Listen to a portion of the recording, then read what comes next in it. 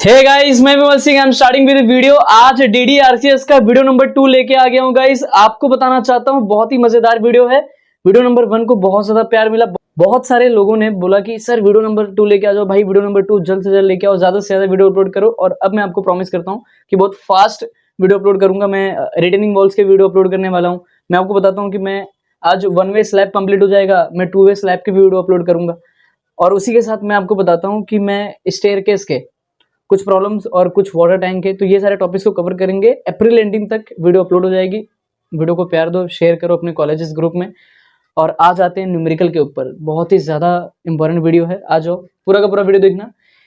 पूरा आज एक न्यूमेरिकल सॉल्व करेंगे। मैं आज इस न्यूमेरिकल में हम लोग, आपको जैसे पता है कि जो लोग नए देख रहे हैं उनके लिए बोल देता हूँ, एक बार रिवाइज कर देता हूँ कि प्लीज़ वीडियो नंबर 1 देखना, उसके बाद ही वीडियो नंबर 2 समझेगा, अदरवाइज नहीं समझने वाला। सिंपल सी बात है। वहाँ पे पूरे कॉन्सेप्ट की बात करी है और उसी कॉन्सेप्ट के बेस पे 49 मिनट कॉन्सेप्ट समझाने में लगा। उसके बाद हमने उसी टॉपिक के ऊपर हम सम्स लेके आ गए हैं। मैं आपको बताता हूँ 20 मार्क का सम आता है डिजाइनिंग ऑफ स्लैब में। टॉपिक है फ्लोर सिस्टम स्लैब्स पे। 20 मार्क का सम आएगा एमयू एग्जाम में। आपको फोकस करना है, मेरी मानो फोकस करना है आपको। Focus on slabs. 12 मार्क्स यहाँ से मिल जाएंगे आपको। स्लैब बहुत ईजी है गाइस। स्लैब में क्या कमाल की बात है ना, 10-12 स्टेप है, 8 से 10 स्टेप से करेक्ट फॉर्मूला, पूरा का पूरा फॉर्मूला रेडी रहता है। फॉर्मूला आपको याद है, कौन सा डायमीटर कितना अज्यूम करना है, विथ ऑफ सपोर्ट कितना हो गया, कांटिलीवर के लिए क्या है, माइल स्टील के लिए क्या है, आरयू मैक्स कितना होता है, जो ग्रेड ऑफ कंक्रीट होता है 0.13T8 M20 के लिए।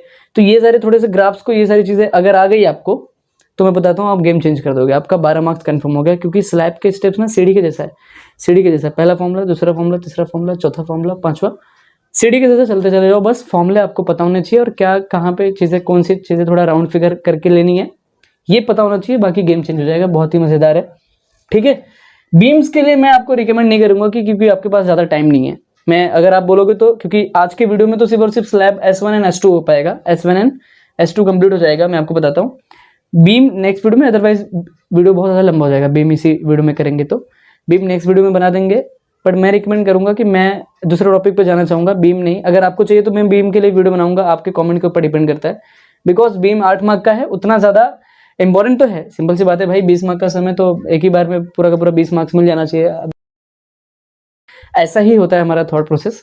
बट मैं ये मानता हूं कि अगर हमने स्लैब पे 12 मार्क्स ले लिया, कैप्चर कर लिया, एक बार गेन कर लिया, उसके बाद हम वाटर टैंक का इजी न्यूमेरिकल है, हम रिटेनिंग वॉल का न्यूमेरिकल इजी है, स्टेयरकेस के न्यूमेरिकल्स इजी हैं, तो वो सारे टाइप्स को कंप्लीट करके जल्दी पढ़ करके कंप्लीट कर सकते हैं।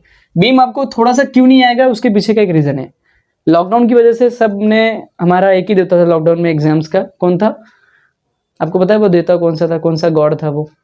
Cluster group. तो क्लस्टर ग्रुप के थ्रू सबने कॉपी किया। SA1 SA2 सबने कॉपी करके ही पास किया हुआ है। SA1 आपको आता नहीं, SA2 आपको आता नहीं, उसमें SMD BMD सिखाया हुआ था। वो मोमेंट्स डिस्ट्रीब्यूशन मेथड के थ्रू मोमेंट्स निकालना पड़ेगा, उसके बाद बीम्स को डिजाइन कर पाओगे आप, ऐसा होता है। तो designing of slabs and beam करना है, तो मैं बीम के लिए रिकमेंड नहीं करूंगा, बीम के लिए मैं वीडियो बनाने की कोशिश नहीं करूंगा।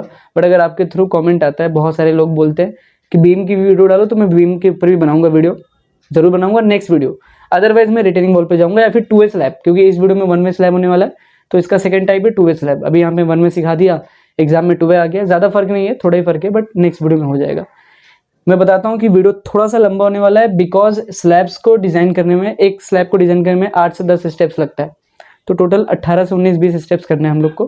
थोड़ा सा वीडियो लंबा होगा बट मजा आएगा। आ जाओ मेरे साथ। सबसे पहले क्वेश्चन देख लेते हैं। The framing plan for residential building that is live load. उसमें एक सिंपल सी बात है कि एक यार एक रेजिडेंशियल बिल्डिंग हम लोग को उसका फ्रेमिंग प्लान डिजाइन करना है, ठीक है। उसके लिए आपको लाइव लोड दिया हुआ 3 किलोन्यूटन पर मीटर स्क्वायर, फ्लोर फिनिश दिया 1.5 किलोन्यूटन पर मीटर स्क्वायर। ये सारी बातें बताई हुई हैं दोस्त वीडियो नंबर 1 में। अगर आपने नहीं देखा तो अभी कभी जाके देखो, लिंक डिस्क्रिप्शन में है प्लेलिस्ट की, ठीक है। All external walls are 230 mm thick and internal walls are 150 mm thick. Floor to floor height जो है वो 3.2 mm है। और ग्रेड ऑफ कॉन्क्रीट, मैं ऐसे सिंबल्स बताते जाऊंगा, ट्रिक्स बताते जाऊंगा, कॉन्सेप्ट बताते जाऊंगा बीच बीच में, सारी चीजें याद रखना, तभी मजा आएगा। क्योंकि डेटा बहुत ज्यादा है इसमें, फॉर्मूला बहुत ज्यादा है, डेटा बहुत ज्यादा है। डायग्राम को देख के थोड़ा सा समझना है, थोड़ी सी अंडरस्टैंडिंग करनी है। स्टार्टिंग के 2-3 फॉर्मूले, एल इफेक्टिव, डी रिक्वायर्ड निकालूंगा, क्लियर स्पैन निकालूंगा। आपको लगेगा सर क्या कर रहे हो, बट आपको मजा आएगा, सच बता रहा हूँ। जैसे आपने S1 खत्म किया वैसे ही S2 आपको इजी बन जाएगा, क्योंकि S2 सेम वैसे ही है, ठीक है। सिर्फ थोड़े से एजम्पशन पे ध्यान देना बस कि कौन सा डायमीटर कब कम करना है, स्पेसिंग कितनी करनी है, बार को कहाँ पे कितने स्पेस पे रखना है, ये सारी चीज़ें देखनी है। तो ग्रेड ऑफ कंक्रीट को क्या बोलते हैं, FCK बोलते हैं, दैट इज उसका कोड दिया हुआ, that is M20 and steel is Fe415, ये दिया हुआ है, ठीक है। All columns are 300 mm by 300 mm in size. सारे के सारे जो कॉलम्स हैं, कॉलम, बीम, फ्लोर, ये सब क्या होता है, सब स्लैब्स क्या होता है, सब वीडियो नंबर 1 में बताया हुआ है। प्रमोशन नहीं कर रहा बट फैक्ट है दोस्त, जाके देख लो अगर आप नए हो तो। Design the following slab S1 and S2, beam B1 and B2, also draw the neat sketches showing the reinforcement details, ये दिखाना है। मैं स्लैब पे ज़्यादा मेरा कॉन्सेंट्रेशन है, स्लैब आपको 12 मार्क देगा, उसके बाद आप रिटेनिंग वॉल पे जा सकते हो, स्टेयरकेस पे और वाटर टैंक के, ये सारे न्यूमेरिकल्स इजी होते हैं। चले स्टार्ट करें। देखो अब मेरी बात मान लो कि मैं साइड में हो जाता हूँ, इसका स्क्रीनशॉट ले लो, या फिर अभी कभी मेरी मानोगे तो फटाफट से एक क्वेश्चन लिख लो दोस्त, क्योंकि मैं रफ करने वाला हूँ तो क्वेश्चन आपके साइड सामने होगा नहीं, तो आप वीडियो को पॉज करके क्वेश्चन लिखोगे, उसके बाद मैं डायग्राम बनाऊंगा, फिर डायग्राम भी बना लोगे, ये 2 चीजें कर लो। उसके बाद जितने भी स्टेप्स मैं करने वाला हूँ उन स्टेप्स को उस क्वेश्चन से, उस डायग्राम से रिलेट करते रहना कि मैं क्या कह रहा हूँ। आई बात समझ में, फिर वहां से रिलेट करते रहो, चीजें आ जाएंगी। Let's go. तो क्या गाइस ध्यान दो, अब ध्यान देने वाली बात है कि मैं ये एज्यूम कर रहा हूँ आपको पढ़ाने से पहले कि आपने वीडियो नंबर 1 देख लिया, उसका नोट्स आपने बना लिया है, आप नोटबुक लेके बैठे हुए, आपने क्वेश्चन भी लिख लिया, अभी जो इसके पहले जो मैंने क्वेश्चन लिख के दिया वो लिख लिया आपने। अब आप ध्यान दे रहे हो डायग्राम पे, आप सिर्फ और सिर्फ डायग्राम पहले बना लो। डायग्राम बनाने में, डायग्राम में थोड़ा समझो, मैंने बताया था कि पिछले वीडियो में कि लोड कैसे ट्रांसफर होता है, तो लोड कैसे ट्रांसफर होता है, स्लैब से फिर किस पे होता है, बीम पे जाता है। बीम पे 2 टाइप होता है, दैट इज प्राइम, किस पे जाता है, पहले सेकेंडरी बीम पे जाएगा, फिर प्राइमरी बीम पे जाता है लोड, यहाँ पे S लिख देता हूँ, और फिर उसके बाद कैसे जाएगा बताओ, प्राइमरी बीम के बाद कहाँ पे जाता है, कॉलम पे जाता है, कॉलम के बाद फिर फुटिंग के बाद क्या जाता है, सॉइल पे जाता है। आप सोचो किसी भी सॉइल पे जाता है, बराबर। आप सोचो किसी भी स्लैब को डिजाइन करने के लिए क्या क्या चाहिए होगा, एक स्लैब को डिजाइन करना है फॉर एग्जांपल, स्लैब को, तो पहले तो वो चेक करना पड़ेगा कि यार स्लैब का वो कौन सा टाइप है, 1 वे स्लैब है कि 2 वे स्लैब है, तो वो चेक करने का मेथड बताऊंगा आपको। उससे भी पहले ये देखो कि उसका खुद का वेट होना चाहिए ना यार। देखो ये वाला जो पार्ट है, डायग्राम में एक चीज समझ के लो, पहले डायग्राम का इंट्रो ले लो।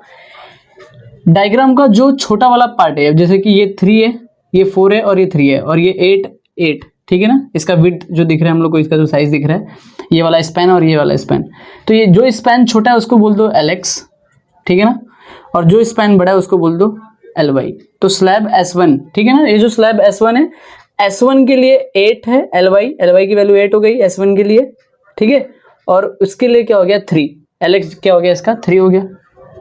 देखो ये वाला जो डायमेंशन है, ये वाला डायमेंशन S1 के लिए सेम है, सेम।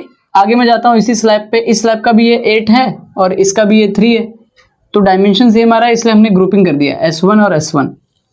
समझा S1 बार बार क्यों आया, लॉजिक समझा कि S1 और S1 क्यों रिपीट हुआ। इसके पीछे का लॉजिक यही था कि ये डायमेंशन ये वाले स्लैब का सेम है, और ये वाले स्लैब का भी सेम है, ये वाला डायमेंशन और ये वाला डायमेंशन, तो 8/3 चल रहा है, बराबर। तो डायमेंशन सेम होने की वजह से हमने क्या किया, स्लैब्स को ग्रुपिंग कर दिया। अदरवाइज हम लोग S1, S2, S3, S4, S5, S6 लेंगे तो थोड़ा समझने में, नेमिंग्स में प्रॉब्लम्स होगा, इसलिए हम लोग क्या करते हैं, ग्रुपिंग कर देते हैं, क्योंकि फ्लोर बहुत बड़ा होता है। यहाँ पे तो हमने सिर्फ 6 स्लैब्स का दिखा रहे हैं हम लोग फ्लोर, आपको 6 स्लैब का फ्लोर दिखाई जा रहा है, बराबर। बट जब भी आप एक्चुअल में जब बना रहे होते हो, स्लैब बना रहे होते हो प्रॉपर, तो वहाँ पे जो डायमेंशन सेम होता है आप उसका ग्रुपिंग कर देते हो कि यार ये वाली जो लादी है, ये वाला जो स्लैब है यहाँ पे फिट है, यही डायमेंशन उसका भी है, तो ठीक है, ये लाइन से चल रहा है। ऐसी सारी चीज़ें होती हैं, तब जाके फ्लोर सिस्टम बनता है, पूरा फ्लोर बनता है, डिज़ाइन होता है। वीडियो नंबर 1 में अच्छे से बात की हुई है। ये वाला जो पार्ट है, ये वाला पार्ट क्या है, बीम है, ठीक है ना, ये बीम, ये वाला जो पार्ट है, ये वाला, ये पूरा का पूरा बीम है। अब यहाँ पे ये जो बॉक्स दिखाया है, ये ब्लू कलर से जो बॉक्स दिखाया है, आप ऐसा इस बीम को अगर टॉप व्यू से देखोगे तो जिस कॉलम पे खड़ा है, जैसे मान लो अभी ये बीम है, तो एक काम करते हैं, जैसे मान लो ये बीम है, बीम तो बड़ा होता है वैसे तो, और ये कॉलम के सपोर्ट पे ऐसे खड़ा हुआ है, तो इसको ऊपर से देखोगे अगर, तो ये ऐसे दिखेगा ना यार, ये सुनो ऐसे दिखेगा, सही कह रहा हूँ कि नहीं, तो वो कॉलम का सिंबल है, बेसिकली ये कॉलम है, ठीक है ना, ठीक है। किसी भी स्लैब को डिजाइन करने के लिए हम लोग को पता है कि यार उस स्लैब का खुद का एक वेट होगा, क्या क्या लोड आ रहा है तो दिखाना पड़ेगा ना भाई, स्लैब के ऊपर क्या क्या लोड आ रहा है ये तो पता होना चाहिए। तो स्लैब का खुद का लोड आएगा, उसके बाद फ्लोर फिनिश का लोड आएगा, ठीक है, फ्लोर फिनिश मतलब मार्बल टाइल्स जो आप लगाते हो, उसके बाद जो आप लाइव लोड जो चल रहे हो, आप चल रहे हो ना, इधर उधर चल रहे हो, वीडियो नंबर 1 देखा तो आपको तो ये सब पता है, ठीक है। तो ये सारे लोड्स आप कैलकुलेट करोगे, फिर उसका आप शेयर निकालोगे, मोमेंट निकालोगे, तो उस मोमेंट के लिए हम लोग को डिज़ाइन करना होता है, ठीक है, उस वैल्यूज़ के लिए हम लोग को स्लैब को डिज़ाइन करना होता है, ठीक है। आगे चले, ठीक है, इतनी बातें समझ में आ गई। बहुत सारा डेटा लिख के दूंगा, बहुत सारा शॉर्टकट्स, प्रॉपर नोट्स बनाते जाओ, सब कुछ क्लियर हो जाएगा, सच बता रहा हूँ, कंफ्यूजिंग नहीं होगा। तो स्लैब को डिज़ाइन करने से पहले मैंने बताया ना कि आपको कि यार वो 1 वे है या फिर 2 वे है, ये देखना पड़ेगा। तो S1 को हम लोग को पहले S1 हम लोगों ने डिज़ाइन करना है, तो पहला स्टेप मैंने ये लिख दिया कि डिज़ाइन स्लैब S1, ठीक है। अब S1 को डिज़ाइन करने के लिए लॉन्गर स्पैन इसका जो है, ये वाला S1 ले लो, चाहे इसको ले लो, चाहे इसको, कोई भी एक ही बात तो एक ही है, सब सेम है। तो ये Ly मेरा 8 है यहाँ पे, और Lx क्या है मेरा बताओ, 3 है। तो 8 और 3 बराबर, डिवाइड किया तो 2.67 आ गया। तो मुझे पता है कि Ly/Lx अगर उसका value greater than equal to 2 आ जाता है, तो उसको हम लोग क्या बोलते हैं, 1 वे स्लैब बोलते हैं। ये हमने वीडियो नंबर 1 में बात कर ली हुई है। अब इस 1 वे स्लैब को आप 2 तरीके से डिज़ाइन कर सकते हो। एक होता है कंटिन्यूअस, ठीक है ना, मैं यहाँ पे लिख देता हूँ कंटिन्यूअस, और एक होता है सिंपली सपोर्टेड। मतलब मैं लिख दूँ, ऐसा लिख दूँ, सिंपली सपोर्टेड, ठीक है ना, सिंपली सपोर्टेड मैंने यहीं पे इसलिए लिखा है, सिंपली सपोर्टेड का मतलब ऐसा। मैं यहाँ पे सिंपली सपोर्टेड करूंगा क्योंकि इजी हो जाता है, ठीक है, आसान हो जाता है, इसलिए बोल रहा हूँ। सिंपली सपोर्टेड का मीनिंग और कंटिन्यूअस ये कैसे समझोगे कि क्वेश्चन में कैसे सॉल्व करना है, कौन सा लेना है, कंटिन्यूअस करना है कि सिंपली सपोर्टेड। तो एक शॉर्टकट बताता हूँ, आ जाओ मेरे साथ, कि स्लैब अगर S1 एंड S2 लिखा हुआ है, S1 एंड S2 लिखा है, इसका मतलब क्वेश्चन ये चाहता है कि आप उसको अलग अलग डिज़ाइन करो, S1 को अलग करो, फिर S2 को अलग करो, ऐसे डिज़ाइन करो, क्वेश्चन ये मांग रहा है। इट मीन्स आपको सिंपली सपोर्टेड के थ्रू जाना पड़ेगा। अगर यहाँ पे ऐसा लिखा होता है S1-S2, तो मतलब ये इसका मीनिंग होता है कंटिन्यूअस। तो इसका मीनिंग क्या होता है, कंटिन्यूअस। तो S1 एंड S2 अगर ऐसा होता है तो आप कंटिन्यूअस डिज़ाइन करोगे, ठीक है। जैसे आप अगर आप देखोगे इसी क्वेश्चन में आपने जैसा लिखा रहेगा प्रॉपर, आप वीडियो को रिवाइंड करके देख सकते हो कि B1-B2D, मतलब बीम को आपको कैसे डिज़ाइन करना है। ये वाला जो बीम है, ये वाला जो बीम है, और ये वाला जो बीम है, ये वाला बीम B1 B2 आपको कंटिन्यूअस डिज़ाइन करना है। कैसे डिज़ाइन करना है, कंटिन्यूअस के थ्रू, ठीक है, चलेगा। अब ये वाला पार्ट कंप्लीट हो गया, आपको समझ में आ गया कि यार आपको 1 वे सिंपली सपोर्टेड के थ्रू जाना है, 1 वे सिंपली सपोर्टेड के थ्रू डिज़ाइन करना है S1 को, ठीक है। चलो, सबसे पहला स्टेप था कि डिजाइनिंग ऑफ स्लैब में आपने चेक कर लिया कि भाई 1 वे 2 वे करना है, सिंपली सपोर्टेड करके जाना है, because S1 and S2 question में लिखा हुआ है। अब मुझे समझ में आता है कि calculation of effective length, calculation of effective length का सीधा फॉर्मूला। अब ये बोलोगे कि ये फॉर्मूला कहां से आ गया, ये स्टेप है भाई, ये स्टेप एक बेसिक स्टेप है, ये एल इफेक्टिव। अभी एक डेप्थ निकालने में, स्लैब का डेप्थ निकालने में, जब इस स्लैब को आप वहां पे जब स्टील प्रोवाइड करते हो तो वहां पे डेप्थ निकालने में अभी ये मदद करने वाला है। एल इफेक्टिव के थ्रू आपको डी रिक्वायर्ड मिलेगा, डी रिक्वायर्ड की वजह से आपको डेप्थ मिलेगा, एक्चुअल डेप्थ मिलेगा, उसके बाद आप आगे जा सकते हो। तो ये सब थोड़ा सिंबल्स को, डेटा को समझ के ले लो, पूरा ओवरव्यू देख लो कि मिनिमम ऑफ क्लियर कवर और डी, डी क्या होता है, that is effective depth of a slab, effective depth of a slab, slab का इफेक्टिव डेप्थ को हम लोग क्या बोलते हैं, डी, और ये सीसी को क्या बोलते हैं, दैट इज क्लियर कवर, याद रखो, ठीक है। और अगर ये अब यहाँ पे हमारे पास इफेक्टिव डेप्थ तो गिवन नहीं है, ये क्या है, गिवन नहीं है क्वेश्चन में, जिसकी वजह से ये वाला फॉर्मूला तो लगा नहीं सकते, तो आपको ये वाले फॉर्मूले के साथ कंटिन्यू करना पड़ेगा। तो minimum of that is clear span plus width of support का आधा प्लस विड्थ ऑफ सपोर्ट का आधा। ये विड्थ ऑफ सपोर्ट क्या होता है देख लेते हैं। बीएस को क्या बोल रहे हैं, विड्थ ऑफ सपोर्ट बोल रहे हैं। फाई को क्या बोल रहे हैं, डायमीटर बोल रहे हैं, ठीक है। विड्थ ऑफ सपोर्ट क्या होता है, थोड़ा डायग्राम समझ लो। अब ये वाला डायग्राम को आप उठा लो यहाँ से, अब देखो ये, अच्छा ये वाली जो, इसको हम लोग क्या बोलते हैं, देखो ये स्लैब है मेरा, स्लैब के बाद ये मेरा क्या है बताओ, ये मेरा कॉलम वाला पार्ट है, ठीक है। और ये मेरा LX, LX मतलब ये वाला गैप है ना 3, LX यहाँ पे क्या रहेगा, दैट इज 3। और उसी LX को हम लोग क्या बोल रहे हैं यहाँ पे, क्लियर स्पैन बोल रहे हैं, ठीक है ना। उसी LX को हम लोग क्या बोल रहे हैं, क्लियर स्पैन। देखो ये 3 है तो ये भी 3 है ना दोस्त, ये 3 है तो ये भी 3 है, बराबर है, आ रही बात समझ में, ठीक है ना। तो ये 3 है तो 3 है। अब ये देखो ये वाले जो यहाँ पे वॉल्स होते हैं ना भाई, यहाँ पे वॉल्स होते हैं, अब इन्हीं को क्या बोलते हैं, विड्थ ऑफ सपोर्ट बोलते हैं, विड्थ ऑफ सपोर्ट। ये वाले पार्ट को आप क्या बोलते हैं, विड्थ ऑफ सपोर्ट बोलते हो, ठीक है। इसके सेंटर से लेकर के सेंटर तक, मतलब अगर इस डायग्राम में समझना है तो इस सेंटर से लेकर के सेंटर तक ऐसा बोल सकते हो, इस सेंटर से लेकर सेंटर तक। S1 की बात हो रही है ना, इस सेंटर से लेकर सेंटर, तो सेंटर टू सेंटर को हम लोग क्या बोलते हैं, effective span which is from centre to centre. तो ये डायग्राम बना के रख लो, बहुत काम का आने वाला है अभी आगे जा करके। ये डेटा था। अब इसी फॉर्मूले का यूज़ करके एल इफेक्टिव निकालते हैं, फिर डी रिक्वायर्ड निकालेंगे। ऐसे ऐसे डेटा देते जाऊंगा, लिख लो, प्रॉपर नोट्स बना लो। जितना अच्छा नोट्स बना पाओगे उतना ही बेटर वे में स्लैब डिजाइन कर पाओगे। बहुत ही आसान है दोस्त। चलो आगे चलते हैं। सेकेंड स्टेप ये है कि calculation of effective length. Effective length का कैलकुलेशन करने के लिए मैंने आपको बताया कि एल इफेक्टिव मिनिमम, सारी चीज़ों को लिखते जाओ और बहुत इंपॉर्टेंट है।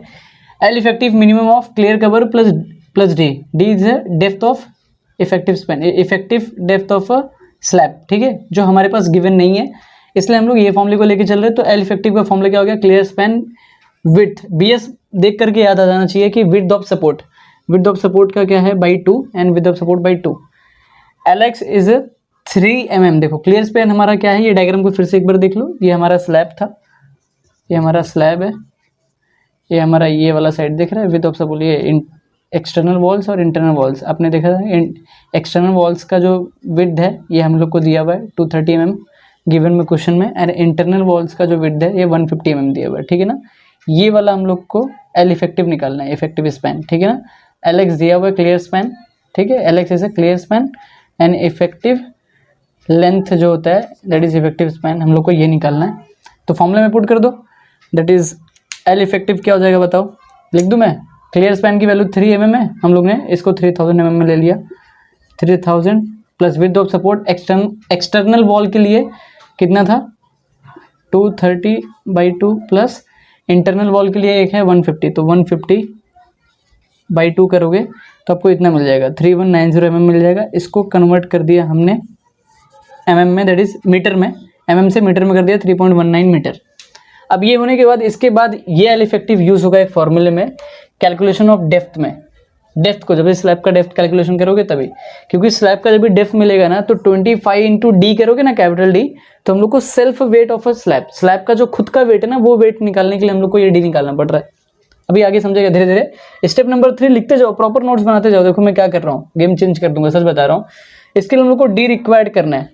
सिंपल, डी रिक्वायर्ड का फॉर्मूला है L effective by L by D basics, इसको बी को क्या बोलते हैं basics, into modification factor. MF मतलब क्या होता है मॉडिफिकेशन फैक्टर, जिसकी वैल्यू हम लोग एज्यूम करेंगे 1.2 लेते हैं हम लोग, ठीक है, पक्का, ठीक है। तो L effective by L by D basics into modification factor. अब एल बाई डी बेसिक्स एक जनरल वैल्यू है जिसकी फिक्स वैल्यू होती है। सिंपली सपोर्टेड के लिए एल बाई डी हम लोग को कितना लेना होता है 20 लेना होता है, ठीक है। कांटिलीवर के लिए अगर कांटिलीवर हम लोग करेंगे, जैसे रिटेनिंग वॉल में कांटिलीवर रिटेनिंग वॉल आएगा तो हम लोग वहाँ पे देखेंगे, तो वहाँ पे एल बाई डी की जो वैल्यू होती है वो 7 होती है। कंटिन्यूअस के लिए हम लोग एल बाई डी की value, L by D basics की वैल्यू कितनी लेती है 26। याद रखो ये शॉर्टकट से, ये सारे डेटा है, ये सारे कॉन्सेप्ट है, इसको याद रखते जाओ, कभी तभी कमाल आएगा। जो वॉल की विड्थ होती है वही विड्थ क्या होती है बीम की विड्थ। कैसे, आपको तो पता है कि ये मेरा बीम होता है, ठीक है, ये मेरा कॉलम होता है और ये मेरा फुटिंग होता है। तो इसकी जो बीम, ये जो अभी ये जो बीम है, ये बीम को अगर आप ऐसे डिज़ाइन करोगे, ऐसे देखोगे 3D में, 3D में देखना चाहोगे तो ऐसे दिखेगा ना। 3D में थोड़े से स्ट्रक्चर बनाने में प्रॉब्लम होता है।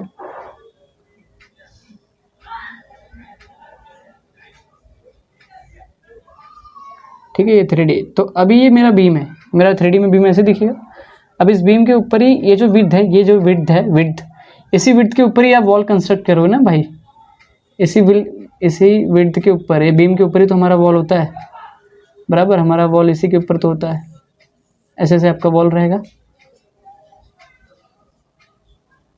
ऐसे ऐसे वॉल रहता है ना, ये सुनो, दीवार आपकी दीवार जो होती है, तो ये जो वॉल दिख रहा है ना, ये वॉल का जो विड्थ होगा ये बीम के ऊपर ही रहता है ना, इसलिए जो वॉल का विड्थ है वही मेरा बीम का विड्थ भी होता है। तो ये कॉन्सेप्ट थोड़ा याद रखो, ठीक है। सारी चीज़ें यहाँ तक लिख लिया ना, आगे चले, चलो मैं इसको रफ कर देता हूँ, आप इसको लिख लो, ठीक है, स्क्रीनशॉट ले लो, लिख लो, फटाफट से लिख के जाओगे तो ज़्यादा सही है, बेटर है।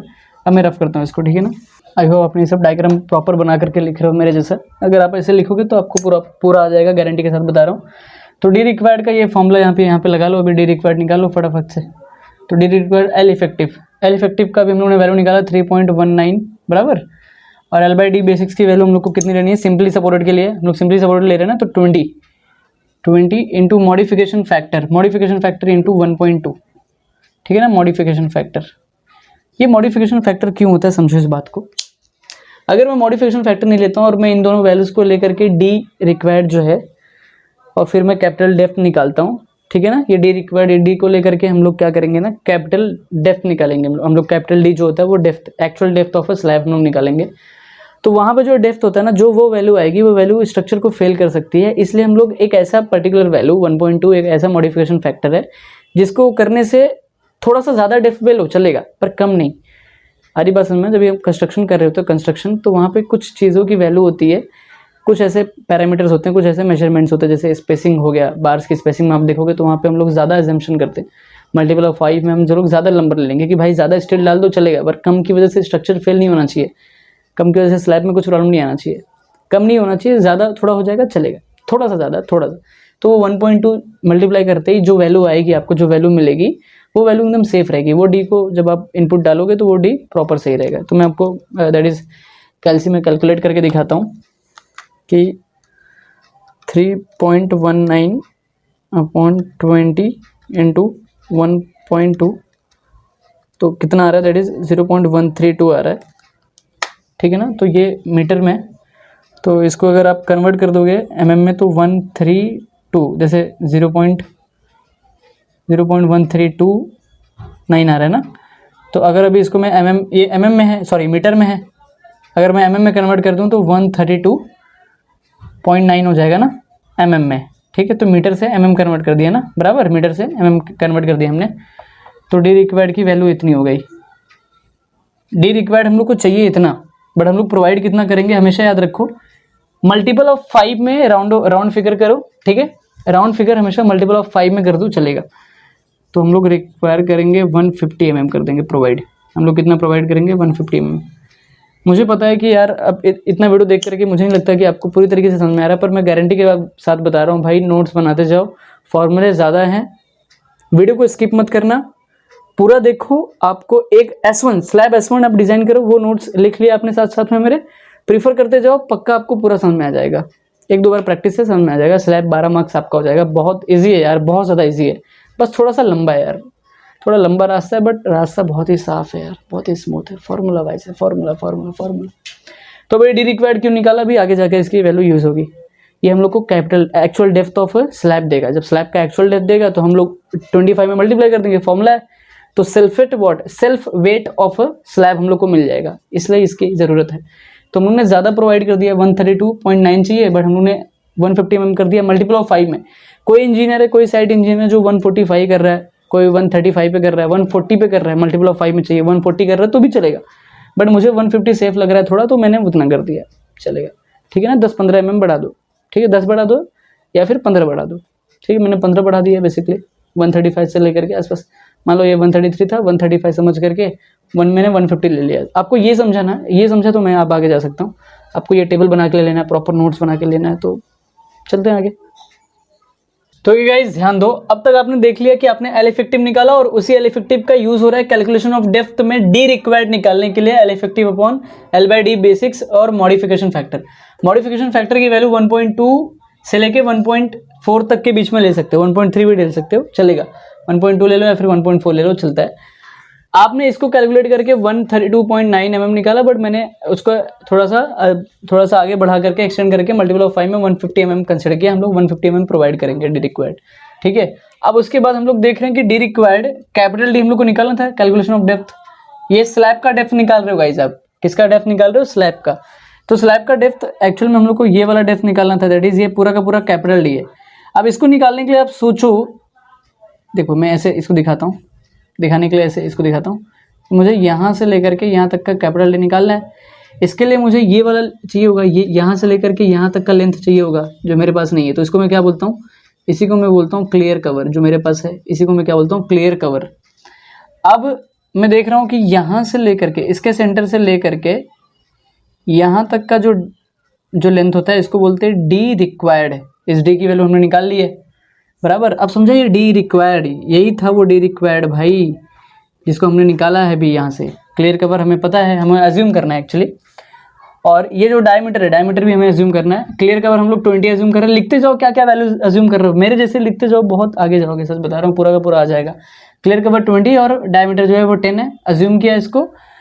तो ये वाला जो डायमीटर है, डायमीटर को अज्यूम कर लिया, तो इस डायमीटर का आधा, तो डायमीटर का आधा अगर मैंने ले लिया, क्लियर कवर ले लिया और ये डी रिक्वायर्ड निकाला, क्लियर कर पता है, डायमीटर मैंने अज्यूम किया 10, उसका आधा ले लिया, डायमीटर का आधा मतलब रेडियस, तो ये पूरा का पूरा डी मिल जाएगा। तो देखो कैपिटल डी कैसे हुआ, कैपिटल डी कैसे फॉर्मूला बना, इसी डायग्राम से फॉर्मूला बना, डी रिक्वायर्ड, ठीक है, फिर क्लियर कवर, फिर डायमीटर का आधा, तो इसको देख करके फॉर्मूला बना दिया हमने। फिर डी रिक्वायर्ड की वैल्यू लिख लो, देखो डी रिक्वायर्ड दैट इज 150 लिया हुआ है आपने, प्लस क्लियर कवर आपने अज्यूम किया 20, प्लस आपने डायमीटर अज्यूम किया 10/2। याद रखो, ज़्यादा दिमाग मत लगाओ कि क्यों अज्यूम किया इतना ऐसा वैसा, इतना याद रखो कि ये सारी वैल्यूज़ को अज्यूम करना है, बिकॉज स्टेप मायने रखता है थोड़ा सा। आपने मैंने अभी 10 लिया हुआ है, आपने अगर 20 ले लिया डायमीटर तो भी चल जाएगा, और बराबर ऐसा हो सकता है, आपने 15 ले लिया, 5 ले लिया, चल जाएगा, बट स्टेप मायने रखने चाहिए, अप्रॉक्सीमेट वैल्यूज़। आपको आगे थोड़ा ऑब्जर्वेशन भी मिलेगा कि कैसे क्या चल रहा है चीज़ें।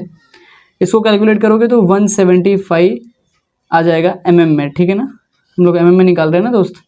तो डी हम लोग को इफेक्टिव डेप्थ ऑफ स्लैब जो है वो हम लोग को डी क्या आ गया, कैपिटल डी 175 mm आ गया, ठीक है। अब मैं कैलकुलेशन ऑफ थर्ड स्टेप, मेरा ध्यान दो, ठीक है ना, यहाँ पे ध्यान दो नोटेशन को, S/W जो S/W जो इसको मैंने सेल्फ वेट लिखा हुआ है, SF और VU जो होता है इसको हम लोग शेयर फोर्स बोलते हैं, और मैं आपको बता देता हूँ WU जो होता है, WU मैं बहुत सारी चीज़ें डायरेक्ट लिख देता हूँ पहले से ही, बिकॉज अगर मैं लिखते बैठूंगा, अगर मैं नोट्स बनाते बैठूंगा वीडियो में तो वीडियो काफ़ी लंबा हो जाएगा, इसलिए मैं लिख रहा हूँ, ठीक है ना। तो इसको हम लोग बोलते हैं ultimate load, ultimate load on a slab, slab के ऊपर अल्टीमेट लोड आ रहा है, ठीक है। उसको निकालने के लिए हमने दिमाग लगाया कि self weight of a slab, slab का खुद का वेट पता होना चाहिए हमें, तो उसको निकालने के लिए फॉर्मूला है 25 × डी। डी की वैल्यू 175 ले रहे हैं, बट हम लोग को यहाँ पे किलो न्यूटन पर मीटर स्क्वायर में चाहिए, तो किलो न्यूटन पर मीटर ले लिया, तो 0.75 mm से हमने मीटर में कर दिया, तो 4.37, 25 × 0.175 कितना होगा 4.37 किलो न्यूटन पर मीटर। लाइव लोड आपको that is LL, live load आपको दिया हुआ है, पहले से ही गिवन है। Floor finish that is FF आपको पहले से 1.5 गिवन है। तीनों को ऐड कर दिया, तो स्लैब के ऊपर ultimate load on a slab, slab के ऊपर टोटल लोड कितना आ रहा है आपको पता लग जाएगा, बराबर। तो self weight plus live load plus floor finish आप ऐड करोगे, देखो इन सारी चीज़ों को, इन तीनों वैल्यूज को ऐड कर दोगे, 4.35 दैट इज 37 ले लो जो भी है, प्लस 3 लाइव लोड और प्लस फ्लोर फिनिश 1.5, ये तीनों ऐड करोगे तो आपको कुछ 8 पॉइंट समथिंग आपको वैल्यू मिलता है, 8.837 ऐसा कुछ मिलता है।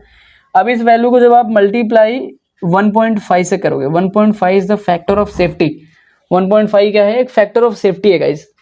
तो फैक्टर ऑफ सेफ्टी क्या बताता है क्यों करना होता है, बिकॉज जो लोड आ रहा है, लोड इतना आ रहा था, बट हम इतने लोड के लिए स्लैब डिजाइन करेंगे। फैक्टर ऑफ सेफ्टी क्या देता है ना, 1.5 से मल्टीप्लाई करने पे जो वैल्यू आता है, ये वो लोड है जो एक्चुअल में है इतना, कि भाई इतना लोड आ रहा है, 8.837 जो भी ले लो आप, बराबर, अब ऐड कर लेना, बराबर। बट अगर मैं उसमें फैक्टर ऑफ सेफ्टी डाल देता हूँ कि मैं थोड़ा ज़्यादा लोड के लिए निकाल लेता हूँ, मतलब अल्टीमेट लोड मैंने अपना बढ़ा दिया कि अगर इतना लोड आया तो भी मेरा जो स्लैब होगा वो रेजिस्ट कर लेगा लोड को, जो भी मूवमेंट होगा उसको रेजिस्ट कर लेगा, जो भी शेयर फोर्स होगा सारी चीज़ों को रेजिस्ट कर लेगा, तो वो ब्रेक नहीं होगा, वो हमें सर्विसेबिलिटी देता रहेगा, बराबर, वो सर्विसेज चलते रहेंगे। तो 13.31 किलो न्यूटन पर मीटर, ठीक है ना। किलो न्यूटन पर मीटर क्यों आया, ये देखो किलो न्यूटन पर मीटर स्क्वायर ले लो, अभी इसको हम लोग किलो न्यूटन पर मीटर करेंगे, बिकॉज हम लोग को इसको यूडीएल में कन्वर्ट करना है, ठीक है ना। यूडीएल का जो यूडीएल उसी लोड को आप कन्वर्ट कर सकते हो यूडीएल में, जिसका यूनिट किलो न्यूटन पर मीटर होता है। तो कि गाइस ध्यान दो, हमने WU निकाल लिया, WU 13.31 किलो न्यूटन पर मीटर स्क्वायर मिला हुआ है, ठीक है। अब हम लोग क्या अज्यूम कर रहे हैं ना, देखो हमारा जो स्लैब का जो विड्थ है, ठीक है, वो कितना है 3 मीटर है। अब वो 3 मीटर हम लोग इतना लंबा निकाल नहीं सकते एक बार में, तो हम लोग क्या करते हैं 1 metre of width of strip assume करते हैं, ठीक है ना, 1 मीटर अज्यूम करते हैं विड्थ ऑफ स्ट्रिप, और 1 मीटर का एक बार स्लैब निकाल लिया, एक बार कैलकुलेशन निकाल लिया, तो आगे का जो 3 मीटर है टोटल 2 और 3, बराबर, 2 और 3 का जो रहेगा वो सेम रहेगा, बराबर। तो हम लोग वो कैलकुलेट कर सकते हैं, तो हम लोग 1 metre width of strip assume करके चलने वाले हैं। तो अब आपको डाउट आना चाहिए कि यार सर आपने अल्टीमेट लोड, WU को हम लोग क्या बोलते हैं, अल्टीमेट लोड, किलो न्यूटन पर मीटर स्क्वायर में निकाला, आपने यहाँ पे किलो न्यूटन पर मीटर लिखा हुआ है, तो आप यूनिट देख लो। जब मैं 1 मीटर ऑफ स्ट्रिप को अज्यूम कर रहा हूँ, तो मैं ultimate load on a slab जो निकाला आपने वो किलो न्यूटन पर मीटर स्क्वायर में ना, तो किलो न्यूटन पर मीटर स्क्वायर मैं क्या अज्यूम कर रहा हूँ, 1 मीटर विड्थ ऑफ स्ट्रिप, अगर ये अज्यूम कर रहा हूँ तो मैं इंटू मीटर 1 मीटर से मल्टीप्लाई कर दूंगा, इंटू मीटर से इंटू मीटर से मल्टीप्लाई कर दिया तो मीटर स्क्वायर कैंसिल होकर के क्या बच गया, किलो न्यूटन पर मीटर, किलो न्यूटन पर मीटर बच गया। क्यों किया किलो न्यूटन पर मीटर में, ये देखो, क्योंकि किलो न्यूटन पर मीटर में क्या होता है, यूडीएल होता है हमारा। यूडीएल क्या होता है, यूनिफॉर्म डिस्ट्रीब्यूटेड लोड। ये हमने मैकेनिक्स में और SA1 में हमने पढ़ा हुआ है, सॉम में भी पढ़ा हुआ है ये सारी चीज़ें, ठीक है ना। आगे चले भी, ठीक है, क्योंकि मुझे यूनिफॉर्मली लोड को क्या करना है, डिस्ट्रीब्यूट करना है, तो मुझे आसानी से समझ में आ जाएगा। एक बार ये आ गया तो उसके बाद मेरा फोर्थ स्टेप जो हो जाता है वो होता है calculation of SF and BM। SF and BM का फुल फॉर्म याद रखो, shear force and bending moment. SF को मैं क्या बोल रहा हूँ यहाँ पे, VU बोल रहा हूँ, क्या बोल रहा हूँ, VU बोल रहा हूँ। और बेंडिंग मोमेंट को मैं क्या बोल रहा हूँ बताओ, बेंडिंग मोमेंट को बोल रहा हूँ MU, ठीक है। सिंबल्स याद रहेंगे, चलो आगे चलते हैं। अब आप सोचो, अब मैं अज्यूम कर रहा हूँ कि आपके पास क्वेश्चन लिखा हुआ है, आपने क्वेश्चन लिखने के बाद आपने डायग्राम बना लिया हुआ है। अब उन डायग्राम को आप कंपेयर करोगे तो वो जो हमने 3.19 निकाला था इफेक्टिव डेप्थ, ये मैंने, ये देखो हमारे स्पैन का ये बीच का डिस्टेंस, और WU जो लोड होगा ना UDL, वो हाफ दोनों पे, दोनों साइड डिस्ट्रीब्यूट हो जाएगा, तो WUL/2 WUL/2।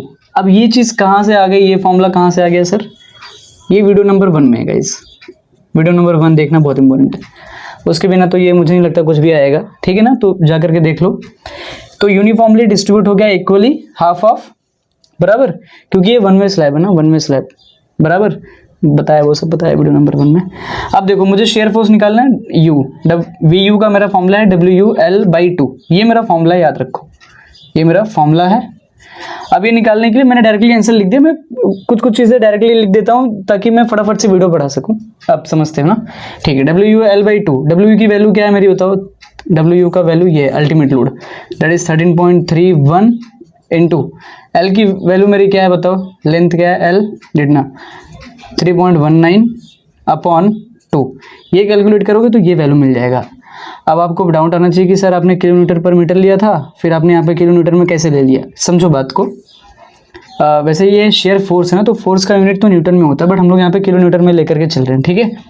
देख लो, WU का यूनिट क्या था, WU फॉर्मूले में पुट कर लो ना, WU का यूनिट क्या था, किलो न्यूटन पर मीटर, किलो न्यूटन पर मीटर, और L की जो लेंथ है जो उसकी यूनिट भी क्या है, मीटर में ना, तो MM कैंसिल होकर के किलो न्यूटन में आ गया, बराबर, समझा कन्वर्जन, ठीक है।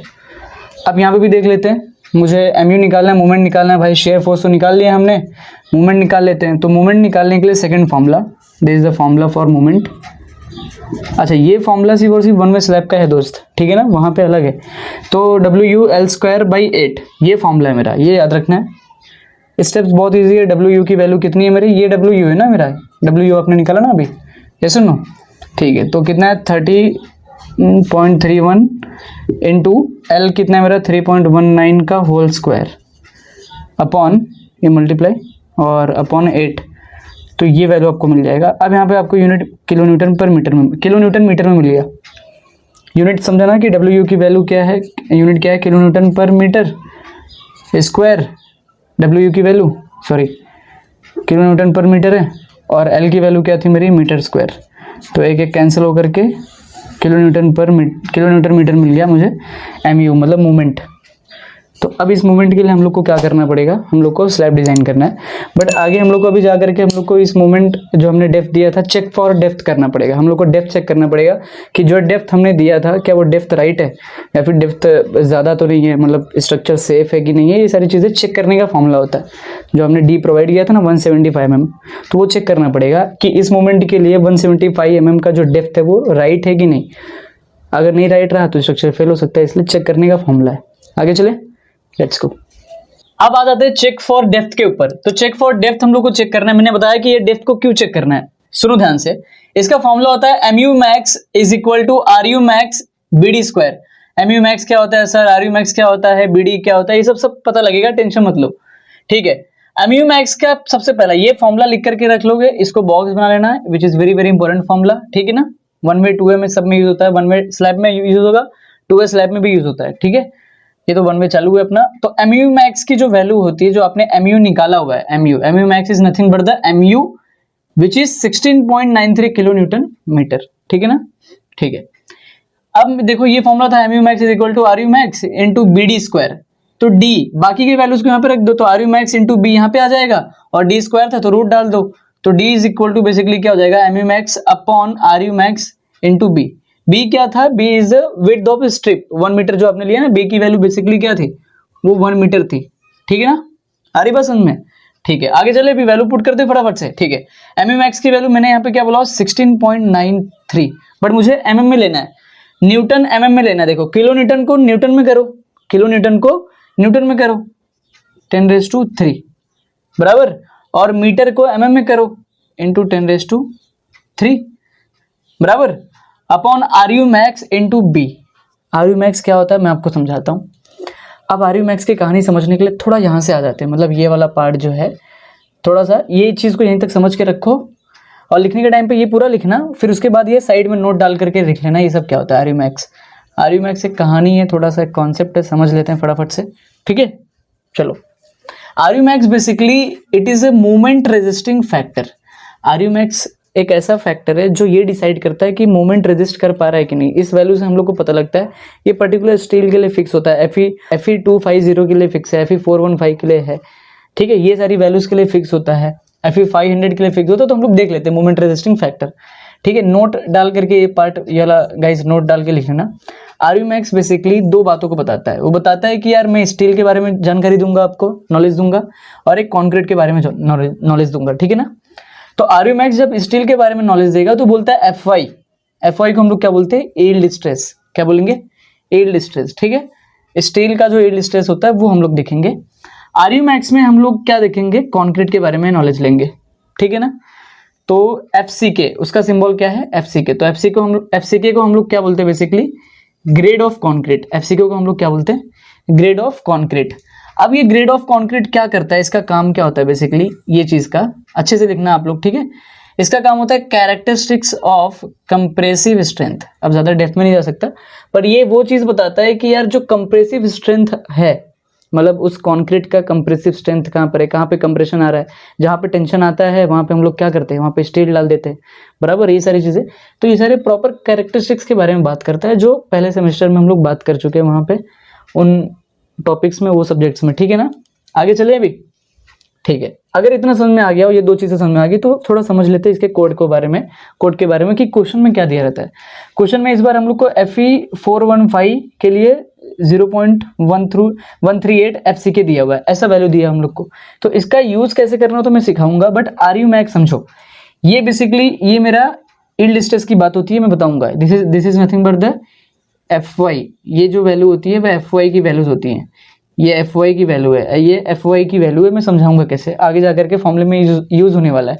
तो FE 250, अगर क्वेश्चन में FE 250 यूज हुआ तो शायद वहां पे नहीं गिवन रहेगा, तो भी समझ जाना है FE 250 के लिए 0.148 FCK होता है, FE 415 के लिए 0.138 FCK होता है, और FE 500 के लिए 0.133 FCK होता है। 0.148 FCK जो 250 के लिए है वो क्या होता है, माइल्ड स्टील। अब माइल्ड स्टील क्या हो जाता है समझ लो थोड़ा। Mild steel is nothing but the plain steel which is use for stirrups. Stirrups जो जाली होती है ना, जाली बनाने का जो होता है ना, जाली बनाने का जो स्ट्रक्चर होता है, मतलब स्टील की जो जाली बनाते हो, स्टीरप बनाने के लिए प्लेन स्टील का यूज होता है। तो डेट इज उसी को हम लोग क्या बोलते हैं, माइल्ड स्टील। और उसका कोड क्या है, FE 250 यील्ड स्ट्रेस के लिए। और आर यू मैक्स की उसकी वैल्यू क्या है, R U max is equal to 0.148 FCK। आ रही बात समझ में, ठीक है। इतना समझ में आ गया। FE 415 और FE 500 देख लो, 0.138 और 0.133 याद रखना यार, ज्यादा कुछ बहुत ज्यादा हार्ड थोड़ी ना FCK। तो this is for tor steel. Tor steel को हम लोग क्या बोलते हैं, डिफॉर्म बार भी बोलते हैं। क्यों बोलते हैं, क्योंकि ये ज्यादा मैक्सिमम यूज होता है। मैक्सिमम यूज होगा कहाँ पे यूज होता है, प्लेन बार्स के ऊपर यूज होगा फॉर, ये तीन चीजें याद रखो, एक्स्ट्रा सर्कुलर, एक्स्ट्रा फ्रिक्शनल, और बॉन्ड स्ट्रेस को बढ़ा देता है। बॉन्ड स्ट्रेस को क्या कर देता है, बढ़ा देता है, इंक्रीज कर देता है, इंक्रीज कर देता है, ठीक है ना। तो समझ लो थोड़ा सा कि टॉर स्टील बेसिकली किस लिए यूज हो रहा है, जो प्लेन बार्स होते हैं, प्लेन बार के ऊपर जो थ्रेडिंग होती है ना, एक्स्ट्रा सर्कुलर थ्रेडिंग होती है, उन थ्रेडिंग का यूज करने, उस थ्रेडिंग को बनाने के लिए टॉर स्टील का यूज होता है। जैसे मेट्रो में आप गए रहोगे तो मेट्रो का जब भी पिलर बांध रहे हैं वहाँ पे, तो पिलर बांधने के टाइम पे वहाँ पे जो स्टील है ना, ऐसे एक ऐसे रहेगा, प्लेन स्टील जो सर्कुलर रहेगा, उसके बाद क्या होगा, एक ऐसे यूज होता है एक्स्ट्रा वो ऐसा एक ऐसे टाइप का होता है। तो आप समझ सकते हो, थोड़ा सा रिलेट कर पाते हो अगर वो डायग्राम देख लोगे। अदरवाइज टॉर स्टील के लिए मैं आपको डायग्राम दिखा देता हूँ, फोटो दिखा देता हूँ, ये फोटो में देख लो, ठीक है, समझा। चलो ठीक है ना। तो ये बेसिकली एक्स्ट्रा फ्रिक्शनल बढ़ा देगा, ठीक है ना, और बॉन्ड स्ट्रेस को बढ़ा देगा। तो बॉन्ड स्ट्रेस को बढ़ाने देने से मतलब कि मजबूती बढ़ जाती है एक तरीके से, ऐसा है, ठीक है। इतनी बात समझ में आ रही है, आर यू मैक्स, और ये बातें समझ में आ गई। बट अब ये वैल्यू को यूज कैसे करना है थोड़ा समझो। क्वेश्चन में कैसा दिया रहेगा ना, क्वेश्चन में सीधा दिया रहेगा Fe415 और उसके लिए 1.38 FCK ऐसा दिया रहेगा, ठीक है। तो समझो कैसा दिया रहेगा क्वेश्चन में। जैसे यही क्वेश्चन को रीड करोगे तो वहां पे ऐसा दिया हुआ है 0.138 FCK फॉर M20 Fe415 के लिए। तो Fe415 के लिए मुझे समझ में आ रहा है कि 0.138 FCK होता है, देखो यहाँ पे दिखाया ना मैंने, बराबर। अब ये अगर ये वैल्यू होती है तो मुझे समझ में आना चाहिए कि 0.138 नथिंग बट ये जो पूरी की पूरी वैल्यू है उसी को हम लोग क्या बोलते हैं, आरयू मैक्स बोलते हैं।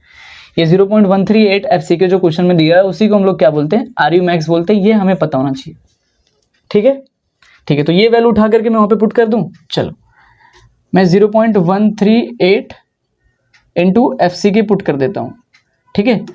अब ये FCK की वैल्यू कहां से पुट करोगे, इसको हम लोग क्या बोलते हैं, ग्रेड ऑफ कॉन्क्रीट।